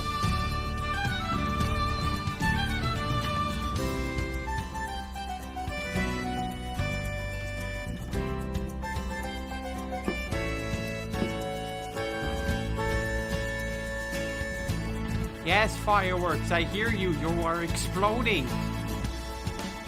Yes, fireworks. It's nice that you're here, but shut up. I can't imagine how Cece's feeling about this. Yeah. I know Ozzy's not the biggest fan of fireworks either, and I know Blue's probably freaking out by now. Well, animals in general are very fond of, like, extremely loud noises. You mean they're sensitive to loud noises? Yeah. Yeah. Because their hearing is, like, a lot better than ours. Well, yeah, obviously.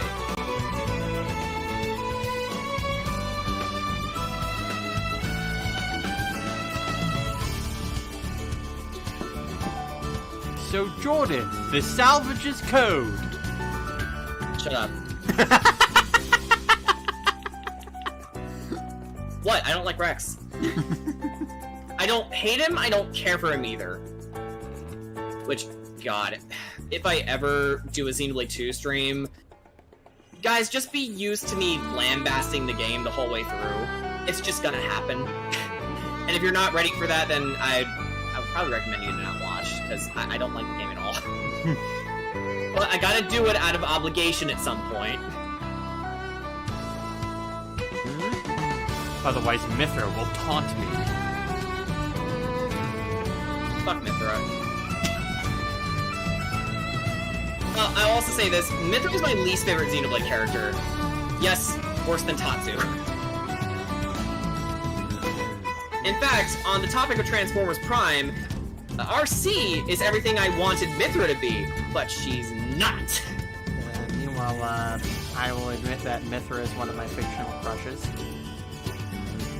You can do so much better, but it's your opinion. Just know that I'm judging, silently. Judge me louder. No. hurt me more, Snake. Okay, now you're getting a little kinky. Stop it. I'm going crazy. By the way, do you know of Emperor Lemon? Oh, he also took a risk with Fantastic Four. Oh, that is horrible! But, yeah, on that note, horror Fantastic Four. Seriously? Like, I legitimately like them. You know, ignore the movies. The idea of a superhero family was, at their time, unheard of, but now that things like The Incredibles have existed and done better than the Fantastic Four, things like that, it's just, like, goddamn, can they ever catch a break? Nope. Because Reed Richards is a dick. Especially his Ultimate counterpart. Like, Ultimate Reed Richards is one of the main antagonists of the Ultimate universe as a whole. Like, yeah, he became evil and ditched his team, and actually, the Thing and the Invisible Woman got together in that universe. And they had more of a love story than Reed did. Could you say that they're having some clobbering time? Okay, not every relationship has to be about sex. What's wrong with you?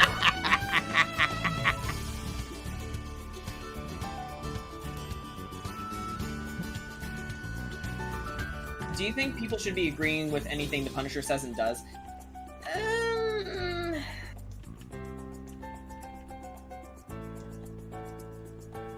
I'm personally not the biggest fan of the Punisher. Personally, he's just not my thing, but I understand his motives, and when it comes to the real freaks of the world, his methods are extreme, but yeah, I can agree with his sentiments. I don't like his methods. Then that means you're a pussy! No. And Dr. Doom represents Fantastic Four. Believe it or not, Dr. Doom, in the comics anyway, is a surprisingly good ruler. He's actually the king of Latveria, a fictional country in the Marvel Universe. It has a lot of those. I don't know why. It just does. But,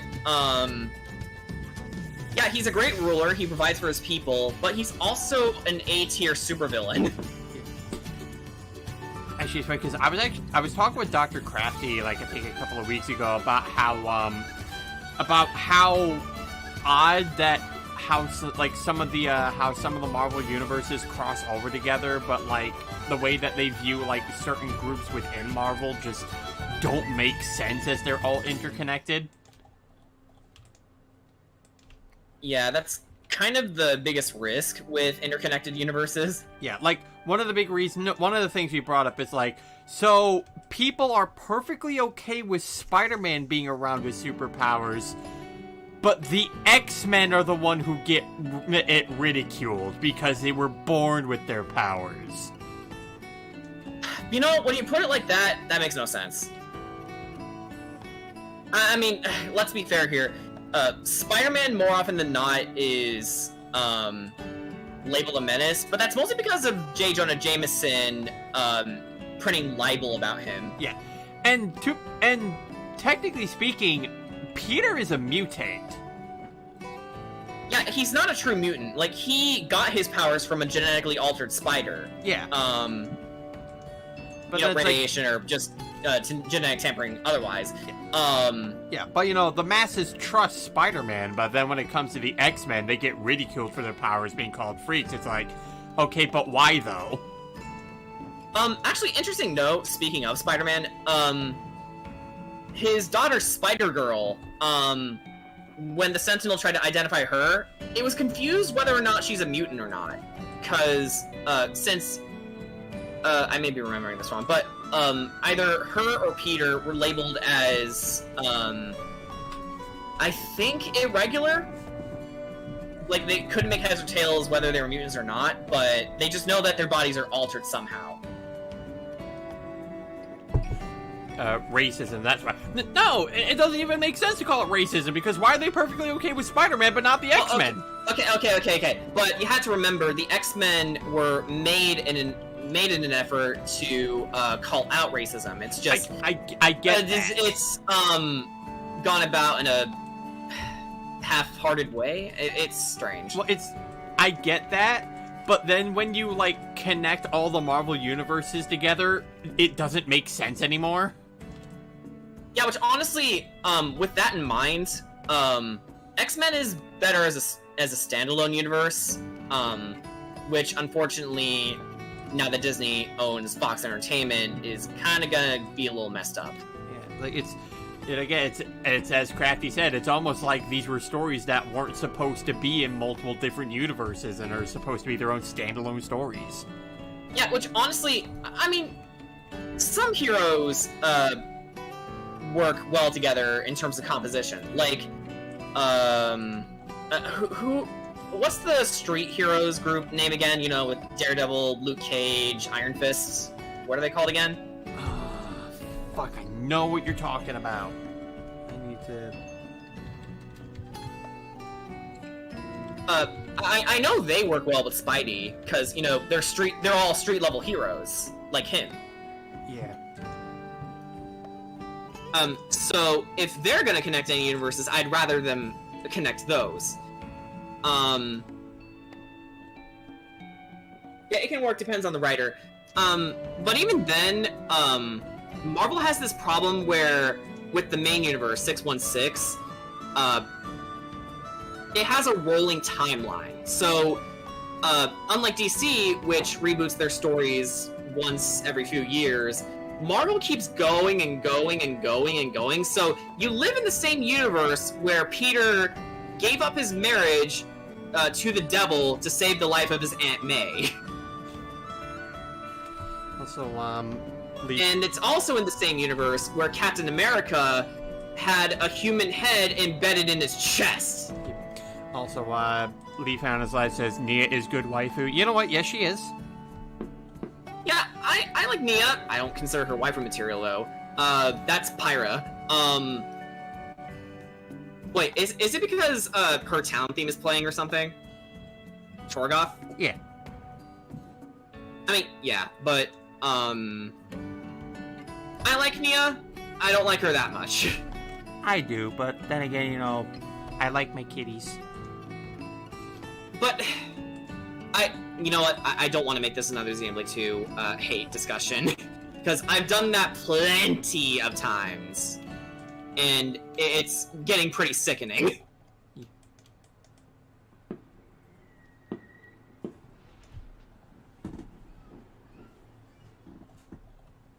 Because, the thing with it is that it went from I love the game to I like the game to I don't like it as much as I thought I did, and then just hatred, then ambivalence.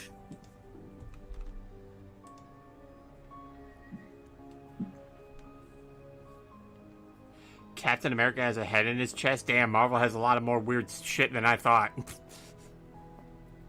Well, the MCU may be a lot of things. I will say that the way they handled Captain America was perfect. Well, Steve Rogers, more likely. More specifically, I mean. Like, out of all the characters in the MCU, Steve has been the most consistent. I guess it also is because he has a rather simple personality. You know, he's the big good, essentially. He's a Boy Scout. Yeah, he's a Boy Scout, which is the overly simplified way of saying compassionate, kind, the paragon hero. The kind of person you want to emulate, the role model. Steve Rogers is just so wholesome, and he definitely earned his happy ending in Endgame. Yeah. He and Peggy deserved a future together. Yes. From what I've seen of Falcon and the Winter Soldier, the biggest hurdle was filling his shoes, because hardly anyone can, but if you know your comics, you'd know that Sam Wilson fits the bill pretty well. Like, even better than Bucky in some ways. Although he did become Cap himself at one point.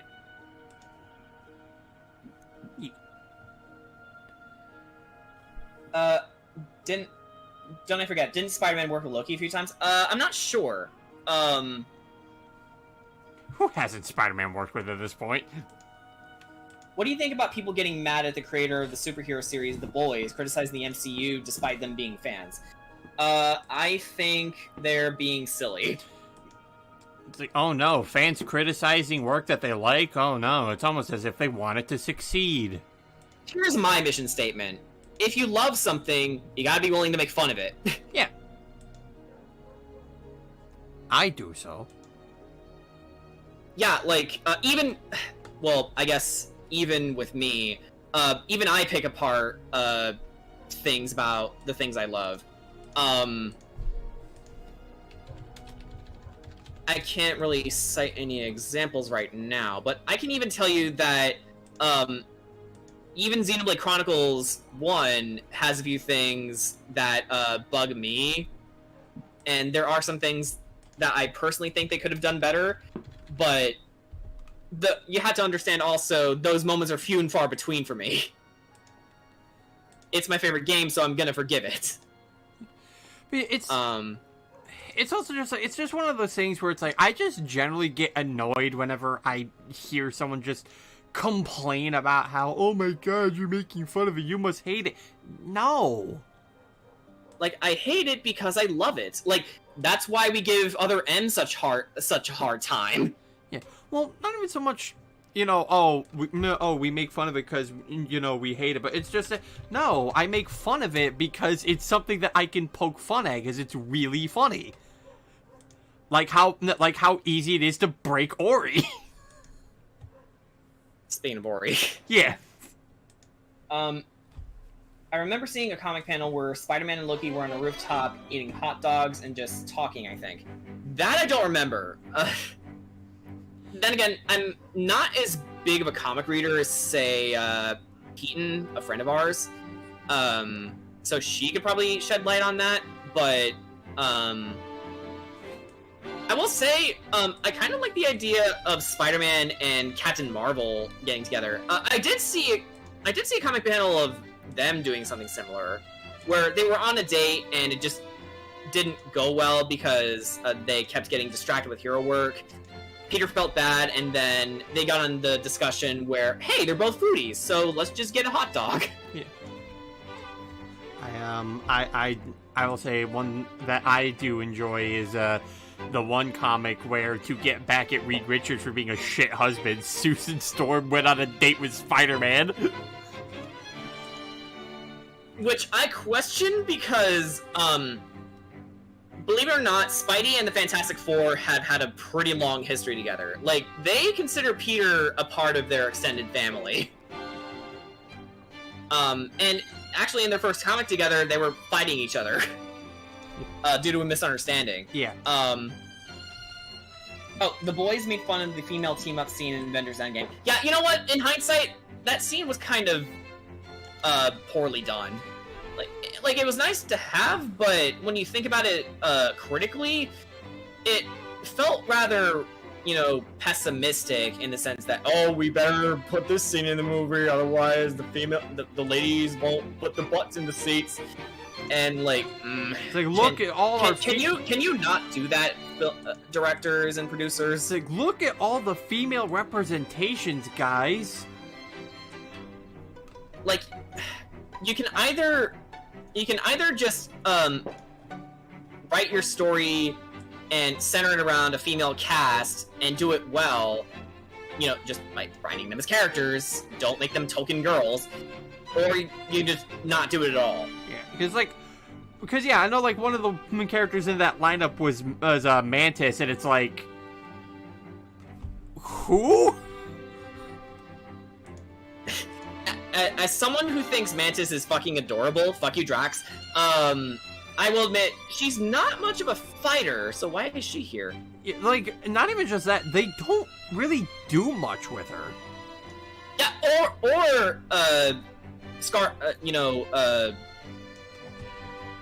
Black Widow. And she's getting a movie posthumously. It's like, the how it should have ended video on Endgame does it best. It's like, I don't get to do anything! Yeah. And then, yeah, you have Captain Marvel leading the whole thing, which was, they ended up turning her into a giant Mary Sue. Which sucks because she's one of the funniest characters in the comics, like, on the level of Spidey. Yeah, really her only flaw within the movie is the patriarchy won't let her go loose. It's like, fucking really? It also has one of the female superheroes being a Nazi. Holy shit.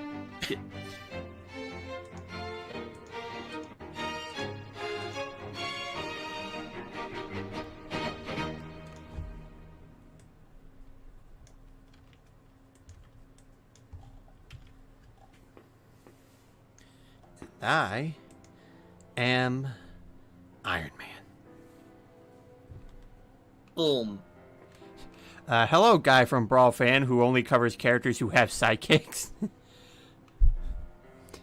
Hello there, Diamond Warrior, and hello, Lorenzo. Was Other M that bad? Yes. Yes. Speaking as a Metroid fan, it was horrible. Speaking specifically,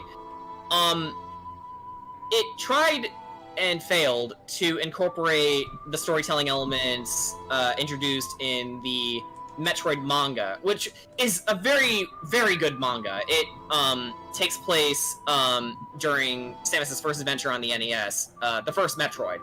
But the problem with the incorporation in Other M is that before this, it wasn't part of the main canon, and the biggest thing people harp on is the PTSD scene with Ridley. If this took place in the beginning of the series, like say Zero Mission, then yes, Samus having a freak out makes perfect sense. But here's the thing: Other M takes place after Super Metroid. She's fought Ridley countless numbers of times and was absolutely fine. There was no scene like this even in the Prime series, which takes place in between Return of Samus and Super Metroid.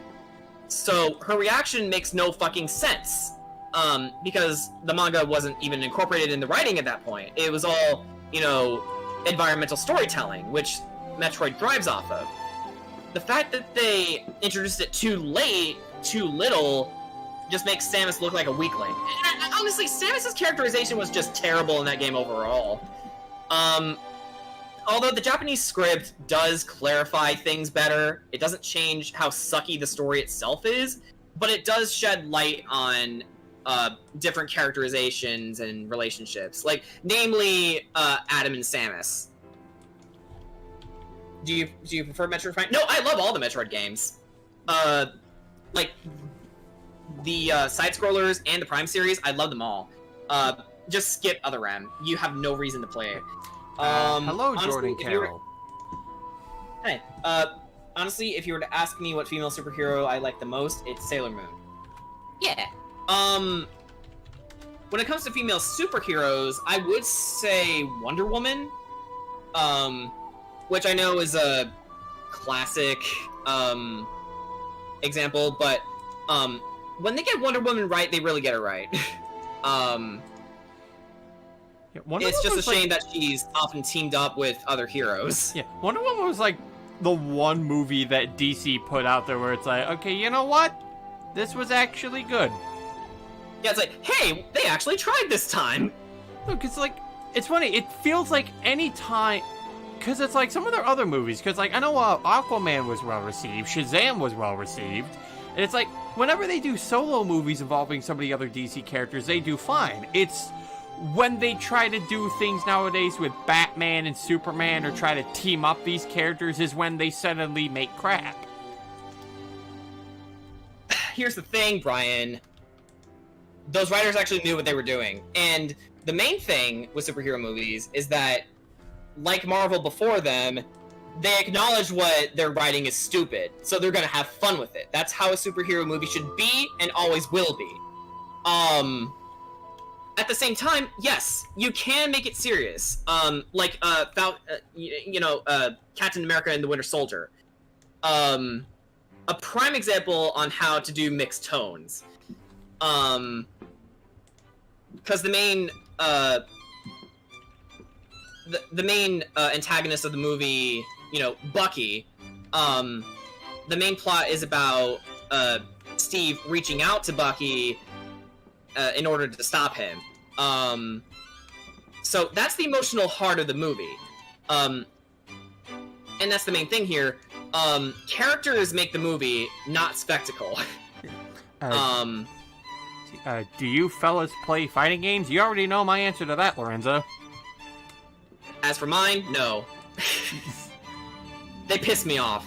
Like, Smash Brothers didn't used to piss me off, but ever since its Punish game got super hard in Ultimate, I just can't play it anymore without coming close to breaking my controller. Like, I had to stop for my own sanity. Yeah, Hit Sun sucks. Which, that doesn't really mean the game itself is bad. It's not. It's just I can't play it physically. And, let's see.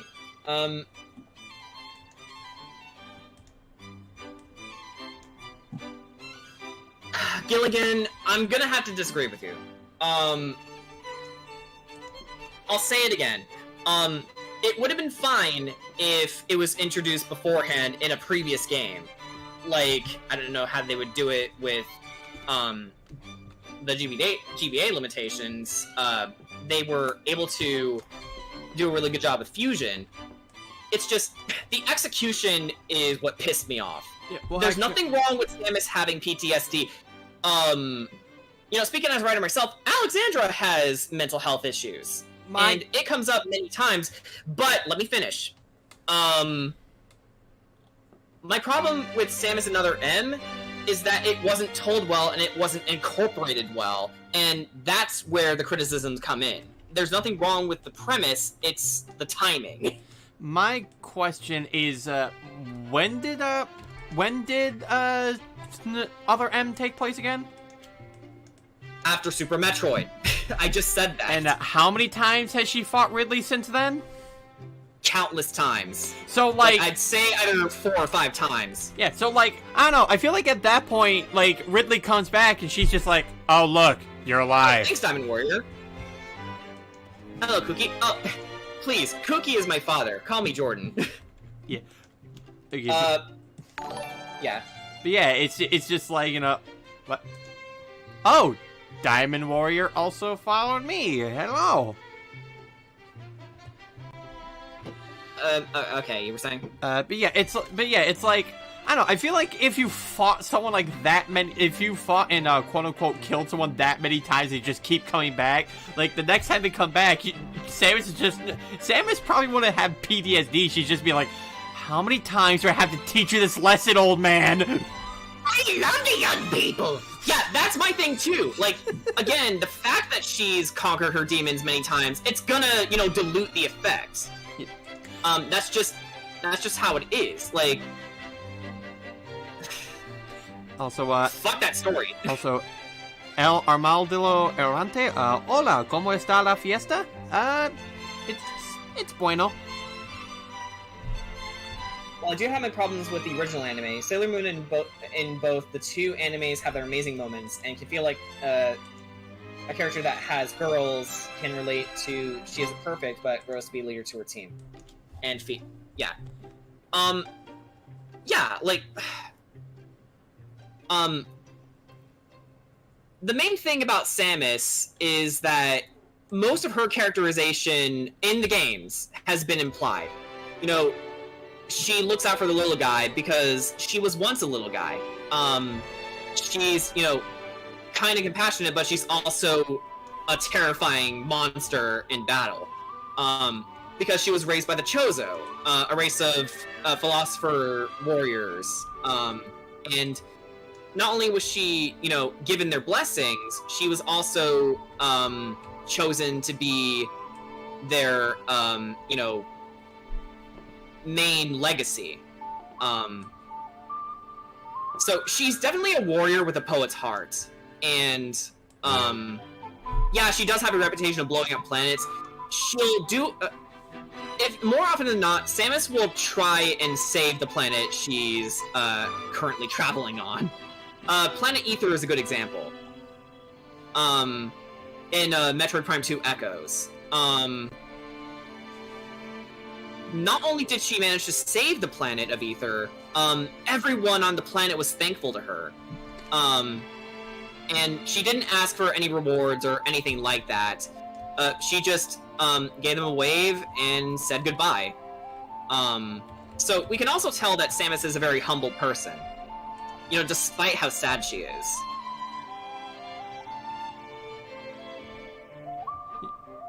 Imagine fighting a 20-foot dragon and having PTSD. Couldn't be me.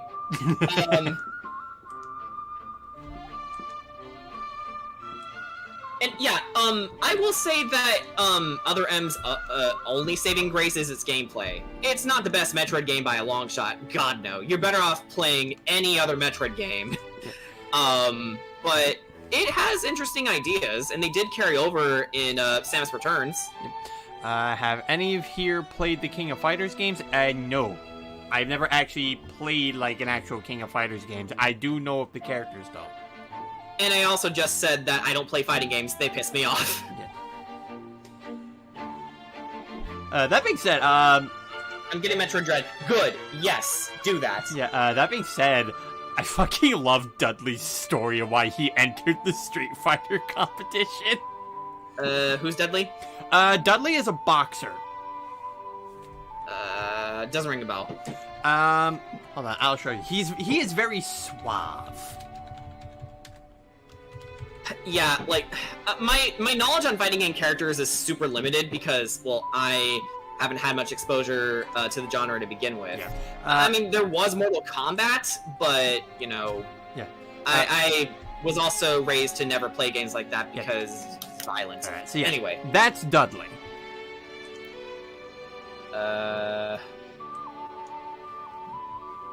Oh, that dude, okay. Yeah. Dudley is a good old chap. Okay, I'm on my phone and I restarted my Wi-Fi because I'm not sure what's going on. My connection didn't fall down, so maybe it's something on your end. I blame fireworks. Someone shot your connection down. Fuck. Crystal Stargirl's connection, not mine. I'm pretty sure my connection's fine. I hope it is. Otherwise, I wouldn't be talking to you guys right now. I am Brandon RDA, but now they call me El Armaldio. Nice. I think that's a joke. Honestly, I kind of wish that, we did a better job in terms of, like, trying to make learning another language, like, better. Yeah, honestly, I didn't take any language courses because I, as a kid, wasn't encouraged to. And that sucks because now I really want to learn languages like Japanese and, Celtic, Gaelic. Yeah, well, the problem is, it was actually a required course, but it's so, in high school, but it's so weird how they just never pushed it. It's like, okay, you're gonna make these a thing, but, and the thing, too, they tried to say things like, we'll start out with some easy words and whatnot, but after some time, we're going to make it a thing where you're only allowed to speak that language once you're here. We never did that. Mortal Kombat isn't violent, it just shows blood, bones getting broken, and people dying, and people being fed their own entrails, vomiting up their own entrails. Wait a minute. Oh, my dad does that with me all the time. What, vomit up his own entrails? Yeah, doesn't yours? What the fuck? No? Well, I guess you're just a weirdo then. Anyway, I would say something about the language thing, but they threw me in the special needs course for some reason, so I never had to take one. Huh. I think it's mostly because I'm autistic, and they thought, and I guess my parents thought it was a viable reason to put me in special needs. It's not. I got patronized to fuck when I was a kid. So that's one of the many reasons why I'm no nonsense now. Imagine just having no idea how to raise an autistic kid. They didn't. Still don't. It's like, Yeah, I apologize for the baggage. It's just I gotta speak my mind. Yeah. Hang on. Gotta draw Alex's body because I didn't do that for the thumbnail. Ugh. Mortal Kombat is rated E. In some universe, I'm sure. And Kirby's rated M. Yeah, Marks can be a little creepy in the right lighting. And then you go to Kirby 64. Blood. I'd say Kirby 2. That's where it started. Honestly, Kirby 64 takes a lot of cues from the different Kirby games at the time.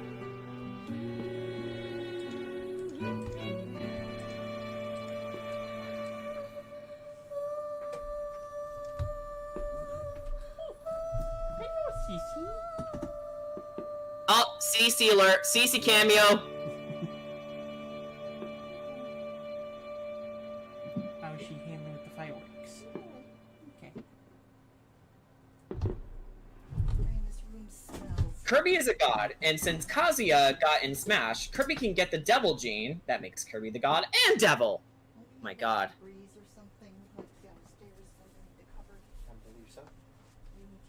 Kirby 64 is actually one of my favorites. Yeah, me too! Okay, I think I need to replay the soundtrack. Literally today. Not that I mind.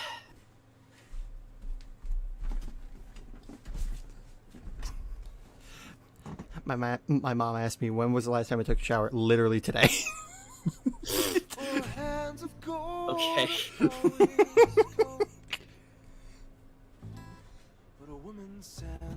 Oh, and I guess we can add A Song of Ice and Fire to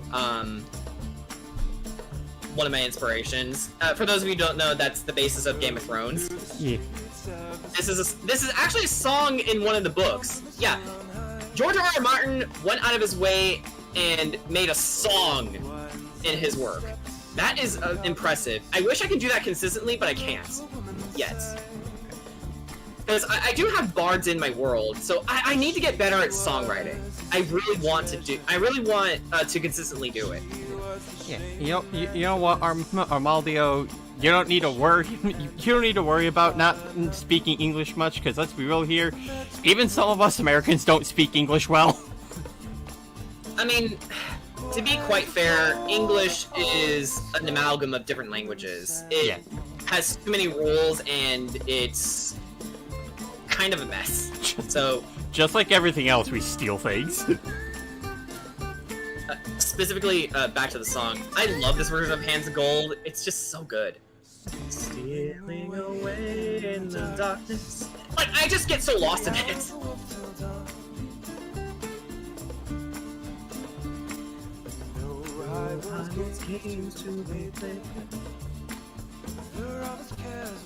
I apologize for my terrible singing, but it's just, holy shit. This is a good composition.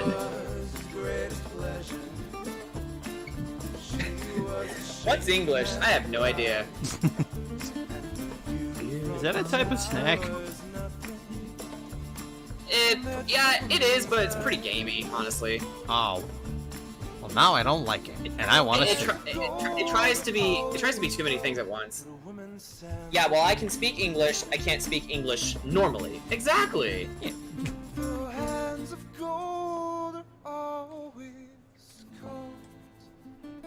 I take a job application and I write sus. Nunny.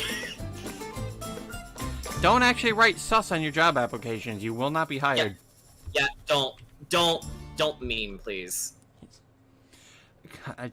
I still laugh at the one story my mom told me one time where she was looking at an application and, shit you not, somebody actually wrote an emoji. Oh, I just remembered something. So, the song that's playing right now is, The Fields of Ardskadiga from Witcher 3. Well, pretty much what I'm doing. It's a Celtic-inspired, setting in the Witcher universe. But the song that's playing is a remix of a traditional Scottish song known as Fiarabata. It's about a, lonely woman, awaiting her husband who's gone at sea, and it talks about how worried she is about him never coming home.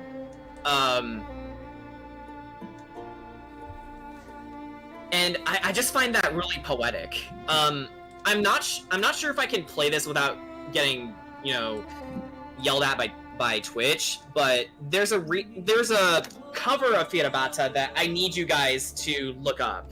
And listen for yourself. Hang on, let me look up her name. I put these nuts on my job application and got hired. Well, I mean, yeah, that's the only requirement you need to work at Hooters. What the fuck? Anyway, okay, the cover's by Alison Helzer. And I will type this for everyone's convenience. So I'll type it here, and then Brian, you can share this with the chat as well. Okay. Fiarabata.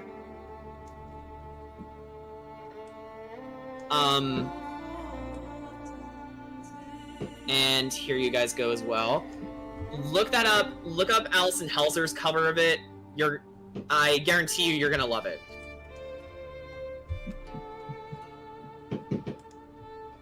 Those fireworks love it. Oh, I hear them on your end now. Yeah. It's a trend, honey.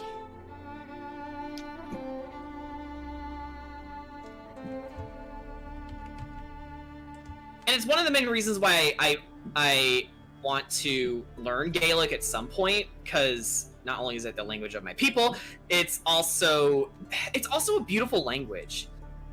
Despite the fact that it has 3 different systems. Because, for example, if you want to, if you want to say one word, there's a chance you're gonna get the dialect wrong in another region in Ireland.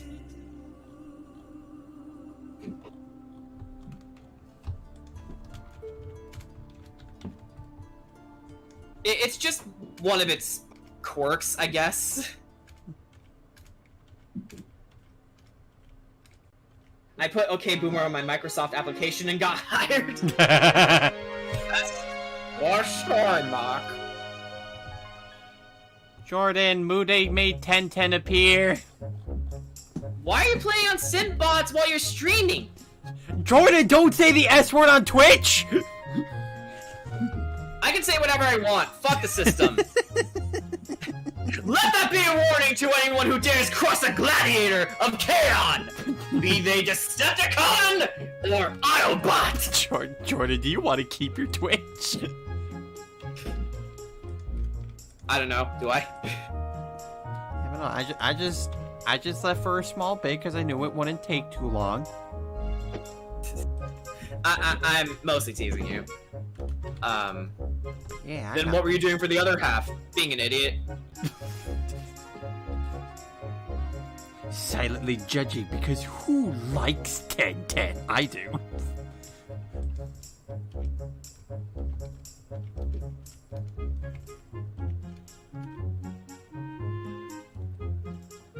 You know, sometimes I can be too much of a rebel for my own good. But then I remembered, I don't care. It's like, I just thought of that. And the thing is, I really don't care. I don't really care. Yeah. Thank you, Wilt, for standing up for yourself. Yeah. Thank you for standing up to Blue, who is an asshole. Actually, I think because, I was that kid who always resonated towards, Paragon type characters. I think the only reason I didn't like Blue is because I didn't like how they immediately changed his personality after the pilot movie. He was much sweeter in that, and then he became a dick, and I was like, yeah, what the fuck? Oh, no, I didn't say that, but... Like, why is he gaslighting Wilt? Yeah, it didn't make sense to my young brain. And then along came Bendy. I don't have a Twitter, so I'll just put it here. I have an idea for what if character was in Smash. Do Ratchet and Clank that for Realm War since he loves sidekicks. I'm just gonna say I'm not really an authority on Smash characters, because, one, I don't like Smash anymore. Second of all, it's more BJ's thing. Yeah, like, honestly, if you want it, just post that comment on one of BJ's videos. He'll say it. Yeah, definitely. If you want to suggest it to anyone, suggest it to him. Yeah, because I can tell you firsthand, yes, he does look at every single comment. Oh, by the way, I was done with cleaning. I was searching up any Sly Cooper facts and unreleased games history because I was bored and found some interesting things. Go ahead and share, Crystal Star Girls.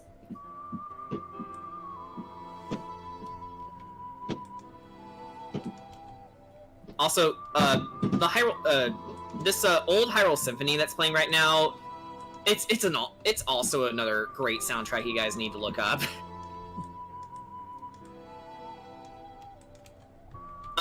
It was made, I believe, to commemorate the release of Ocarina of Time way back in the day, and it could be a little.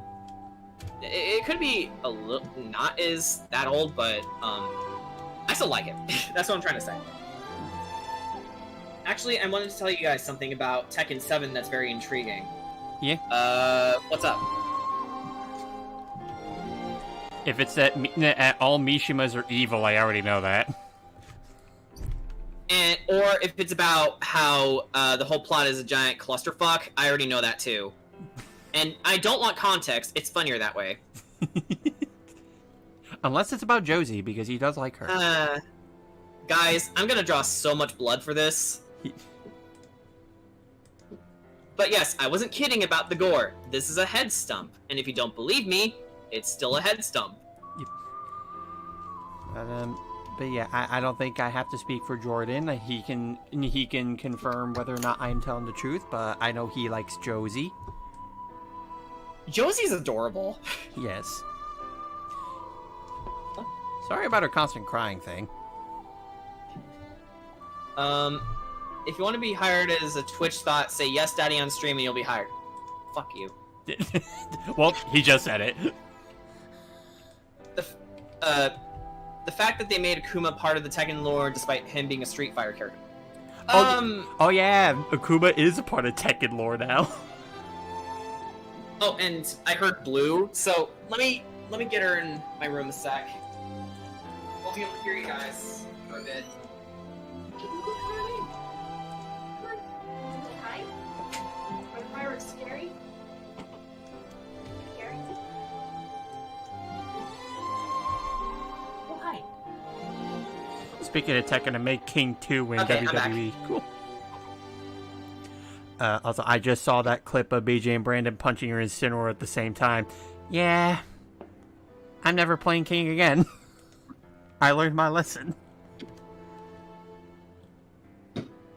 I remember Pac-Man and Tekken versus Street Fighter. Why did you remind us of that? I didn't want to remember. But Jordan, what about box art Mega Man? But you forced our hand. Also, on top of that, speaking of Tekken, Eliza is adorable, and I love her. Fluey. It's like, I'm just gonna take a quick power nap 500 years later. What about Mega Man and Tekken vs. Street Fighter? No, that's not Mega Man. You know it, and Capcom knew it too, but they did it anyway. I like to imagine, like, Kazuya just enters into Smash, and it's like he looks at Mega Man. Oh, dude, you feeling better from last night? Yeah, I'm feeling better.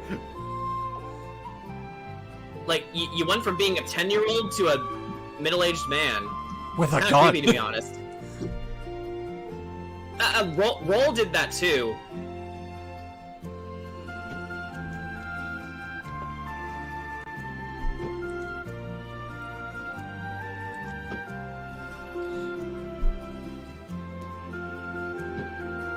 Don't add too much detail because this is supposed to be far away.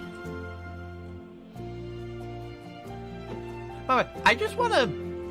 I find it interesting now that ever since I got Palutena with Mude, suddenly I'm getting all my Wish characters now.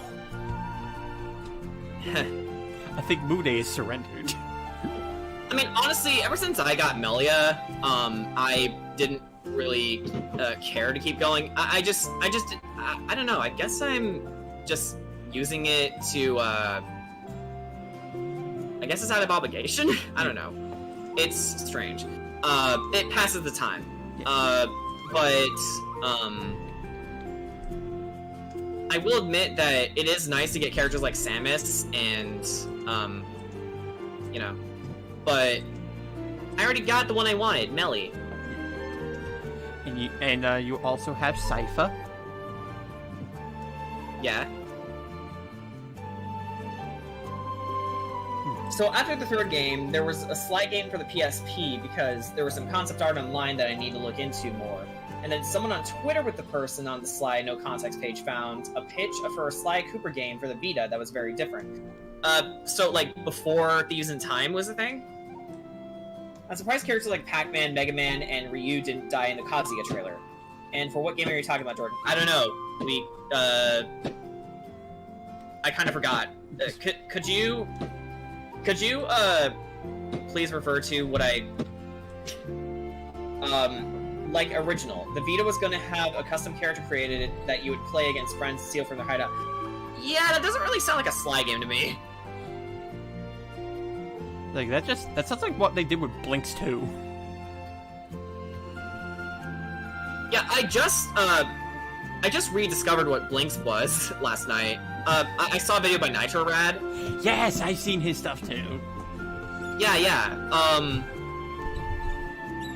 Although with the modern culture of game reviewers nowadays, I can never tell if there's controversy behind him or not. But from my research, he seems cool. Yeah, he's good.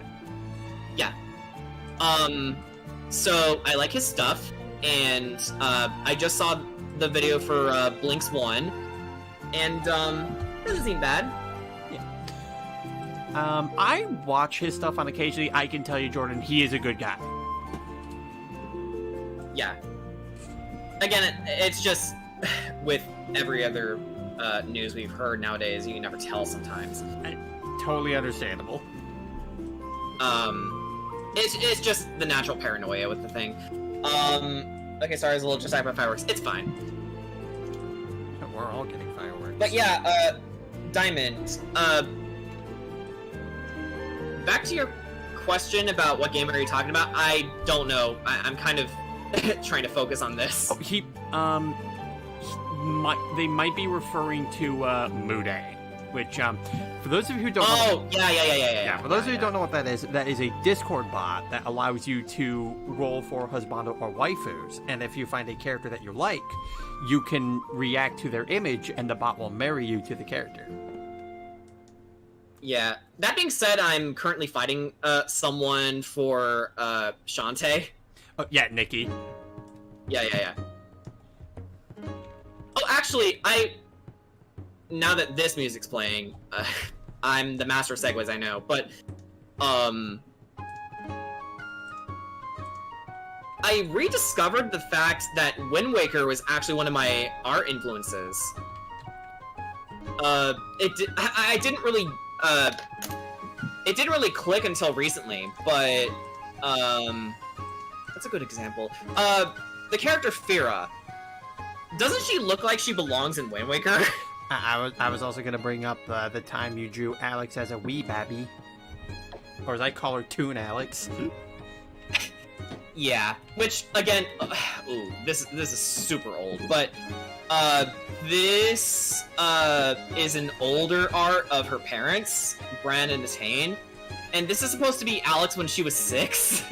So like very early on in her training. God, this shading is so bad. So Discord, Hair is nice, but Diamond, you can't say the S word on Twitch.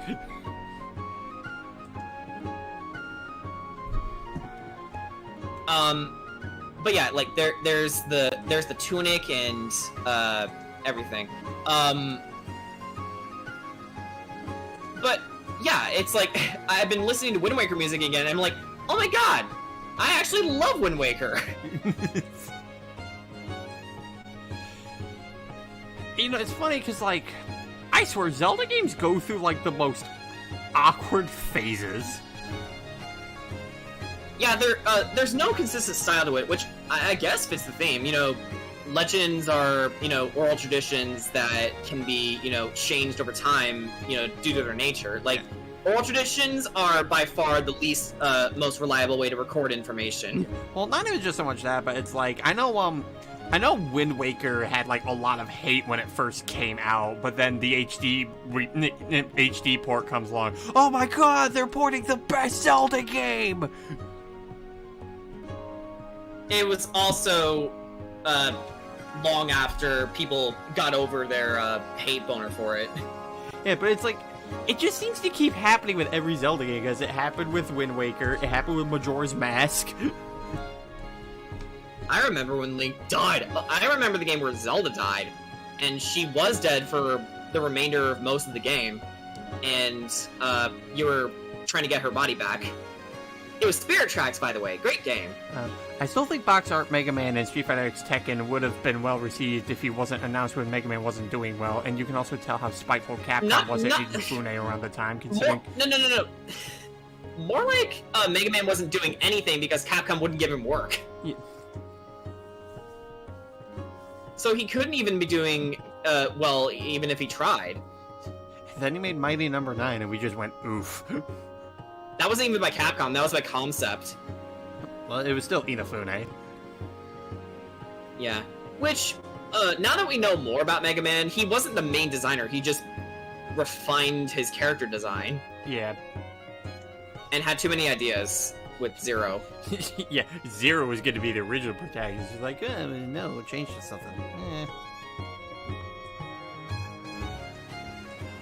Diamond Warrior, please don't do that. I don't tolerate that kind of humor in my chat. No necrophilia. Yeah. Also, they're children, so that's even worse. Just warning you now, okay? Okay? Yeah. Okay. What of the timeline? It was the child timeline. It was, actually.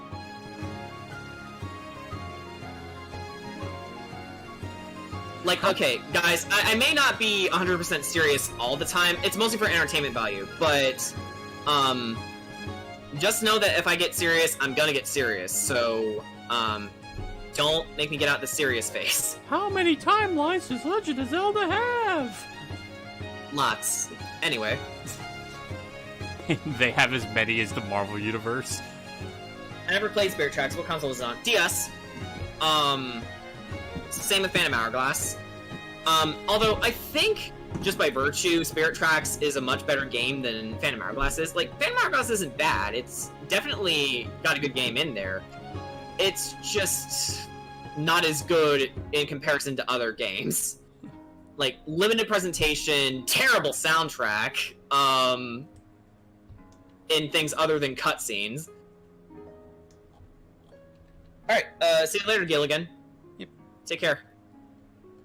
Thanks for stopping by. But you know what we do need, Jordan? What?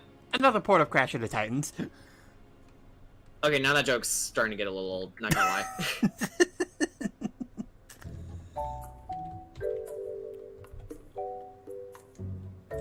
Speaking of ports, Breath of the Wild. You mean the Wii U version, right? No, I mean the Switch version. Yeah, the Wii U version was made first. and then Breath of the Wild had a Switch version made alongside it.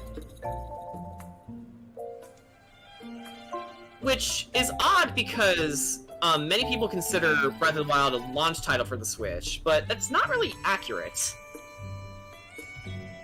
Because it wasn't really made for the Switch in mind. Did you hear my name? Did you hear my name? Which is not the Wandering Armadillo. Yeah. You said your name was Brandon.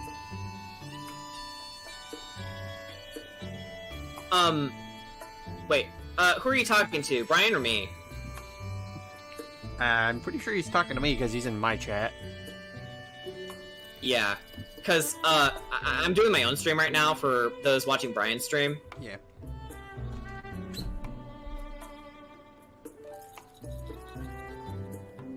I'm doing practice comic stuff. Yeah. Which, by the way, I need to give my fingers a break.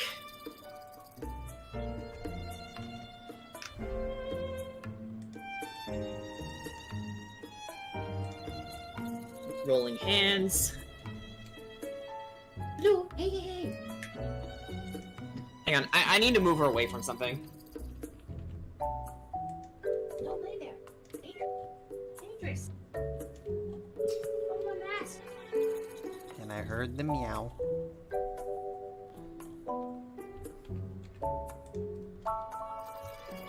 She was laying on top of my face masks.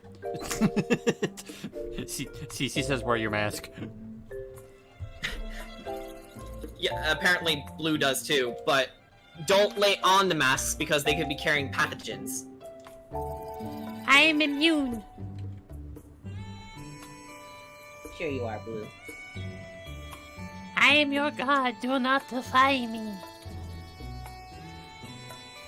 But yeah, about the Slide Vita, there's more info that I would say, but it's too big for me to type out if you want. If you want to, there are videos about it, and Slide No Context account has it if anyone's curious about it. You know what? I may look into that myself.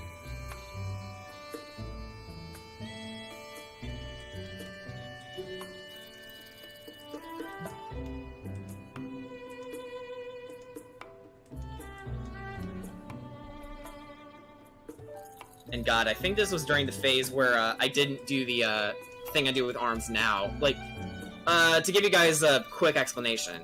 So,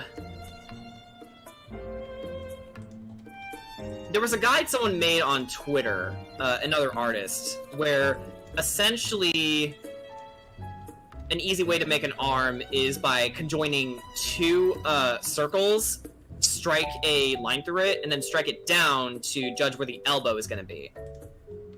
And I haven't really stopped using that method since. Although, hands suck no matter what you do, so,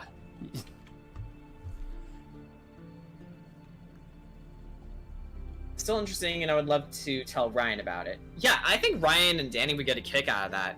Yeah. Blue, hey!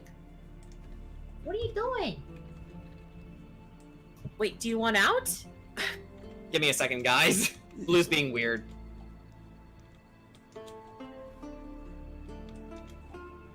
Do you want out? Open hide up there?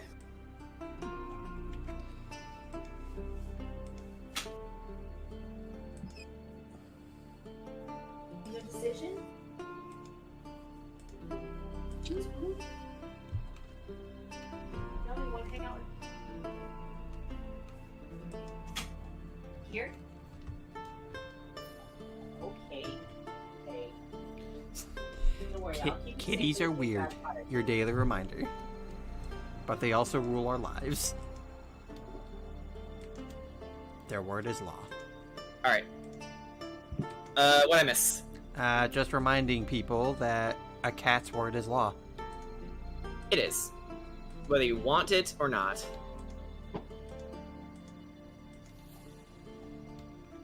Ha! This is one of my better hands. Like, not with your hands, Mox. Use what you're good at. I'm not good with my hands. That wasn't remotely what I meant. What the fuck?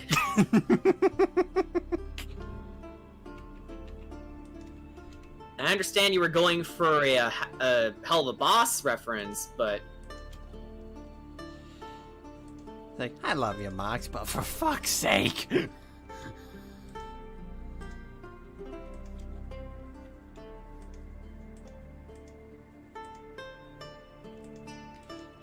Also, speaking of all the, I gotta say, that fucking shark had it out for Moxie.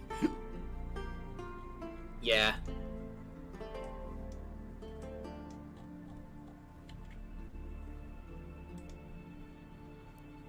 Also, Jordan, you got them 7 viewers. Wait, what the fuck? Hi. So how many of you are bots? I think most of them came from my stream because I told them, no, go over here. Wait, TP's in there. TP, what are you doing here? Join the call! Actually, I think TP's in another call right now. Yeah, TP's in, Heaton's chat. Oh shit. Well, sorry. In that case, hi!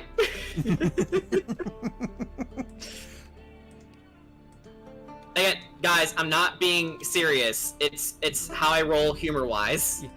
I'm not serious. Why'd you get in the call? I'm in another call. Oh. Understandable. Have a good day.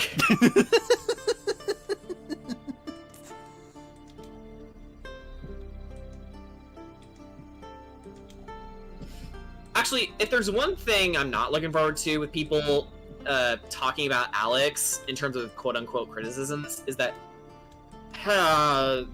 Jordan, why are you not drawing her with Burbies?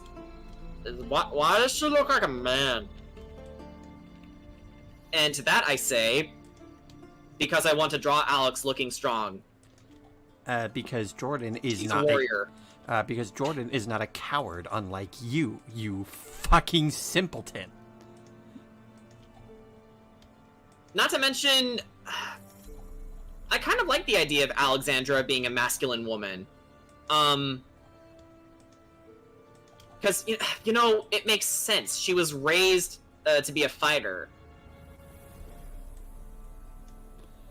So she's gonna have, you know, fightery proportions. Oh my god, it's just like Aloy all over again. I'm sorry, what? It's the Aloy situation all over again. Oh, Aloy! Okay, alright. From Horizon Zero Dawn. Yes. Aloy's cute, fuck all of you.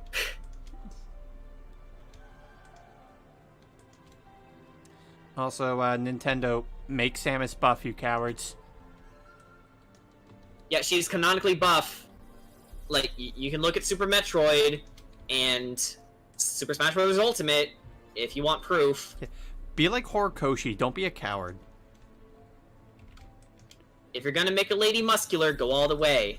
Yeah, I mean, there's Nana Shimura, there's Mirko. Especially Mirko.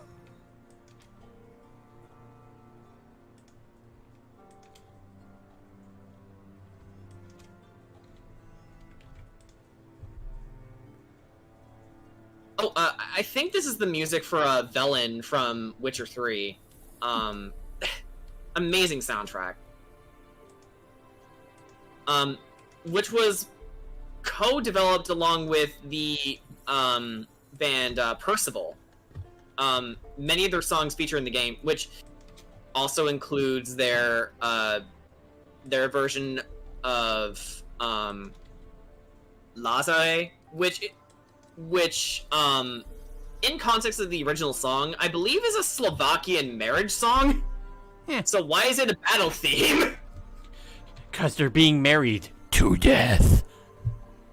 Come on, come closer. Stabs. He's like, come on, come closer. Fuck. No, more like, damn, you're ugly. I can't. And sometimes, just sometimes, he'll say, wind's howling. I can't believe I fucked you. That's more like, no, the line is, I can't believe we fucked.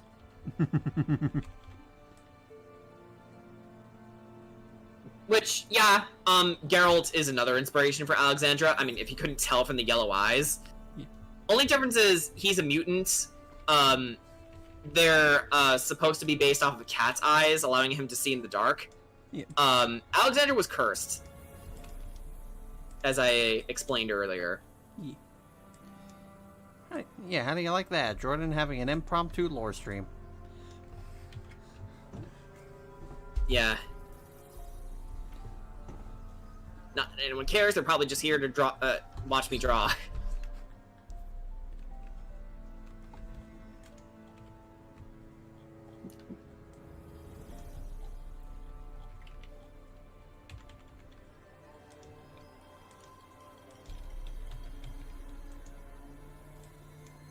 I guess I can also talk about why, while she wields two swords, they're not identical. They're actually her mother and father's swords.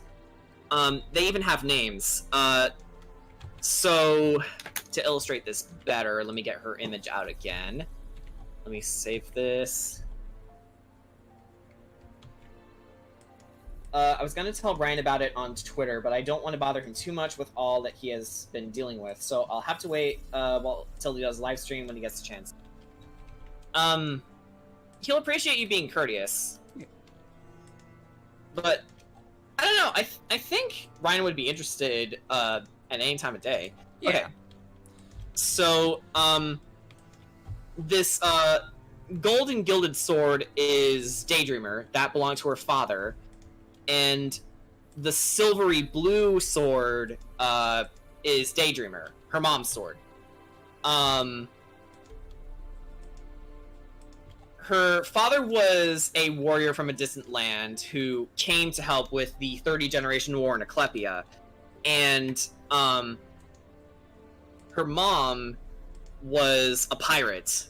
And, well, funny enough, Night Stalker has a bit of a cutlass look to it. Which actually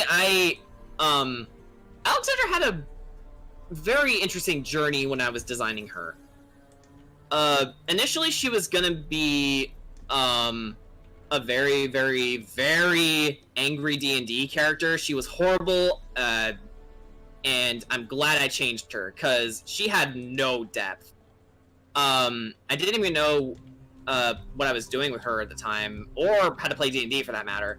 I just kind of strong-armed my way into one of Cosmo's D&D groups, and I'm like, ugh.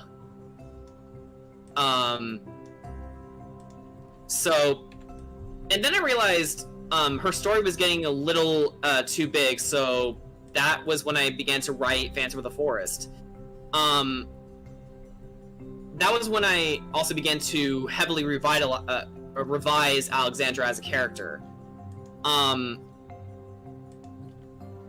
Her family is her driving force. That has been a constant with her. At first, she ignored her family due to something. I don't even know what I was trying to do. But then it became a story based around revenge. And D&D was actually really helpful with getting me off the ground with writing out my ideas, to the point where I knew exactly what I wanted to do. Which Alexandra, when she was a D&D character, I had her class be Ranger, specifically Monster Slayer from Xanathar's Guide. It's a subclass where you specialize in monster slaying. Like, you can even suss out weaknesses and all that. And it incorporated well into Alexandra's character arc, where she's hunting this demon down. So,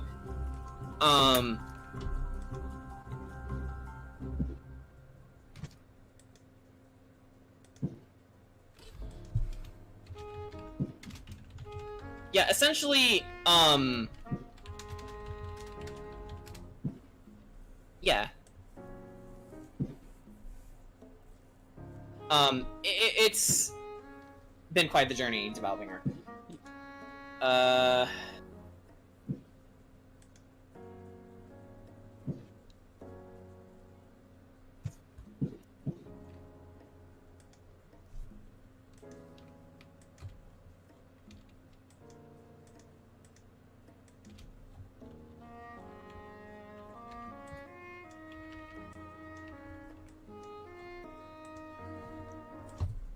Sorry, kind of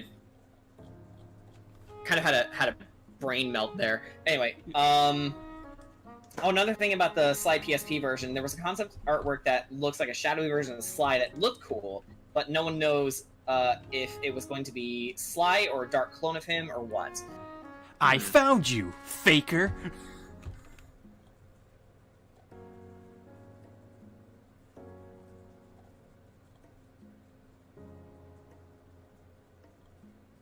Wait, what? I said, I found you. What? No, not that. What the fuck? Wait, what? What? Why isn't it going down? Thank you. Ah! Bye, Ken! Ah! Mude. Oh. Oh. Oh, you rolled her.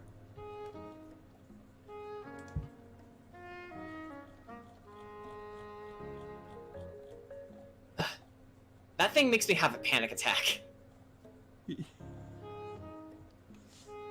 What was I doing? Oh yeah, drawing. Yeah, you were arting.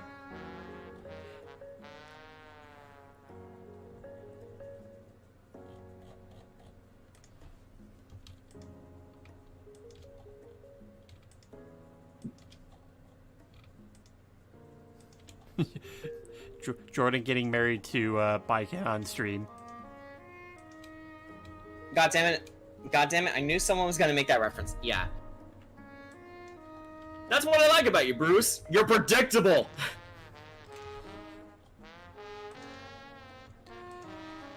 Oh yeah? Well, I know someone else who's very predictable. Yeah? Who? Your mom!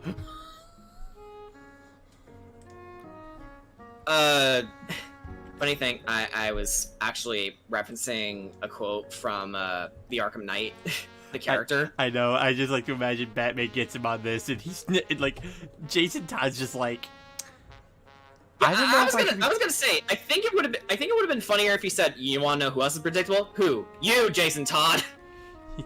It's like, you, Jason Todd. It's like, how the fuck did you know who I am? Come on, it's obvious. And it's like, how did you really know who I am? Because you're predictable. Shit. He does the math meme. Yeah. Just see calculations go on in his head. He looks at himself in the mirror, just takes off his mask, and then just walks off in a huff. It's like, oh, so wow, defeating the Red Hood was much easier than I thought. He wasn't even Red Hood. He was the Arkham Knight, which was totally gonna be original character, guys. Yeah, don't worry. He's gonna be a totally unique villain. Definitely unique. Not taken from any other Batman story ever. Not even under the Red Hood. The game comes out. Oh look, it's Jason Todd. Who could have saw that coming? That's the joke. He's literally the Red Hood in anything but name. Yes. You gonna do it this time? Or are you just gonna put me in a body cast for 6 months? And he's like, body cast sounds good.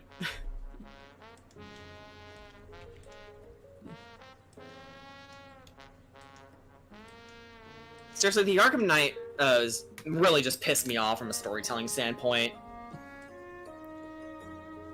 Still, it looked very cool, and the Sly Wiki does have a page on the PSP concept art, and that shadowy version looks cool. I even know about it from a Did You Know Gaming video about Sly. Oh. Like, well, at least we know the Joker isn't gonna play any part in this, and god damn it. Damn it. Which, honestly, that was during Mark Hamill's hiatus as the Joker, and I was actually really happy to see him back, and then the reality set in is like, oh, It's another Joker story. Sorry, Scarecrow. You're gonna get cucked. Again. I cannot be cool anywhere.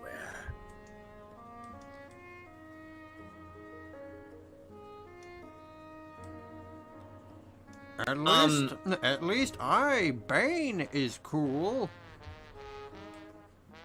Sorry, Fred Tatascore is the only Bane for me.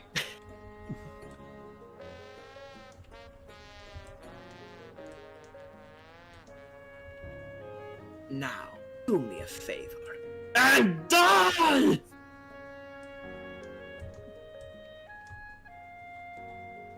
I wish all Banes sounded like me.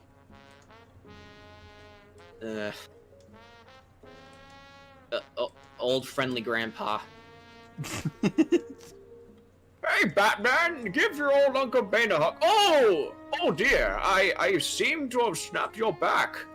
Sorry there, bucko. Here, I'm going to drop you off in this prison so you can recover, okay? Okay, goodbye! Save Gotham for me! By the way, I'm a chiropractor now. I'm not very good at my job, but what do you think? Oh dear, I think I killed him. Fuck. Shoot. Chris Sargles, do you have the same thing what I have, that if you're like overstimulated, you can barely focus? Because if you are, I totally get it.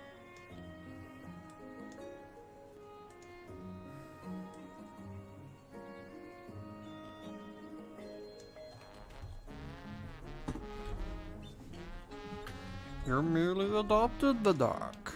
I was born in it, molded by it. Okay, if we're gonna reference that scene. Well, clearly your voice wasn't. Ah, so you think darkness is your ally? You merely adopted the dark. I was born in it, molded by it. I didn't even see the light until I was a man, and by then it was nothing to me but blood. Just what was the director thinking when he's like, "Yup, this is Bane"? The same thing he was thinking when he decided to get Batman guns in Batman vs Superman. No, wait, that was Zack Snyder. Still bad. I mean, honestly, I'm not the biggest fan of those movies. Batman Begins was my only favorite. Yeah, I'm gonna say it. I didn't like The Dark Knight when it came out, and I was like, but why though? Yeah, I was the only person I knew who did not like The Dark Knight. It's yeah, like I just listened to. I felt bad about my opinion for years because as soon as I expressed that, Heath Ledger died. Yeah. My opinions kill people. Yeah, that's precisely what I was feeling.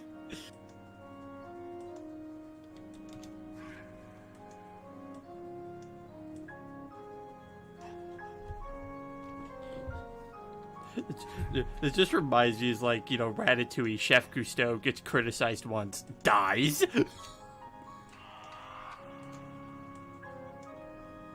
I think so, yeah.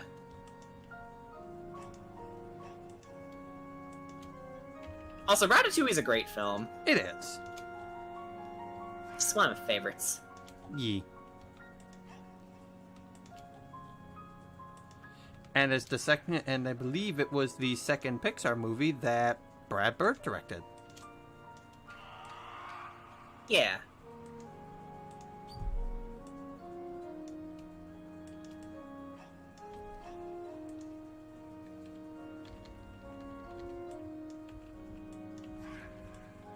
Hey, Blue, you're looking at me.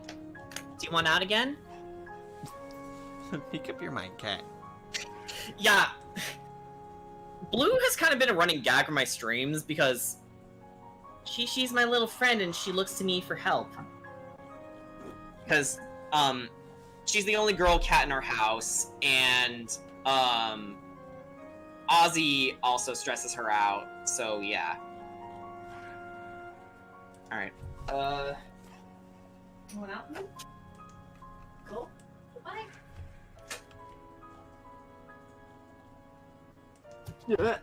Okay. Alright, what did I miss? Okay. That video was pretty interesting. Plus, I think the characters McSweeney and Sly 3 was inspired by the Whoopi the Walrus, since both of them are purple walruses. You know what? That makes sense.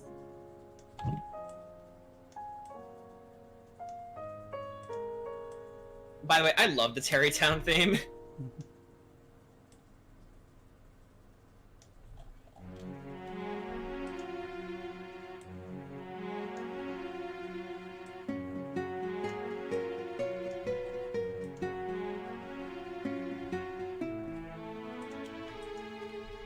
Brad Bird is my favorite director. He's great. Yeah.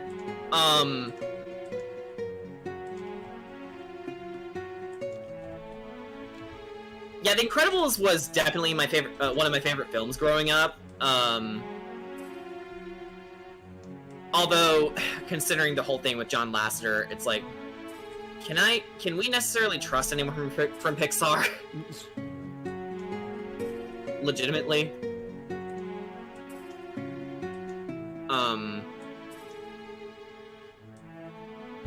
Like, I know I shouldn't be thinking negatively like that, but it's like, again, like I mentioned earlier with my paranoia with YouTubers, it's like, you can't really tell sometimes. Like So you just, like, avoid. It's like, what's under the mask? Or, like Catwoman from Telltale Batman. They've got something to hide, Bruce. Every single one of them. We all wear masks, Spider-Man, but which one is real? The one that hides your face? Hides your face, or the Or one that is your face?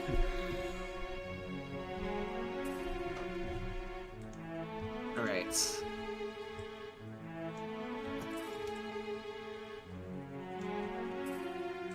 Let's see what we got so far. Okay, so... Alexandra gets surrounded by ghouls. She braces herself. One of them charges, lunges, she blocks the attack, beheads them, and then they all react, and she pulls off her hood. We still have a lot of work to do, but, I'd say we made good progress tonight, so I think I'm personally gonna stop here. I think I will too, because I also did quite a bit of work. His first movie that I saw was the Iron Giant. Yeah, the Iron Giant was amazing, although I didn't really get into it until years later. Alright, so thank you guys so much for tuning in. I hope you can see my schedule for when I stream again, but next time we stream, I'll probably do another one of these, if not another monster, if not a monster design stream, since I mentioned I should probably do something like that earlier. Whatever I decide, yeah. Yeah, we shall see you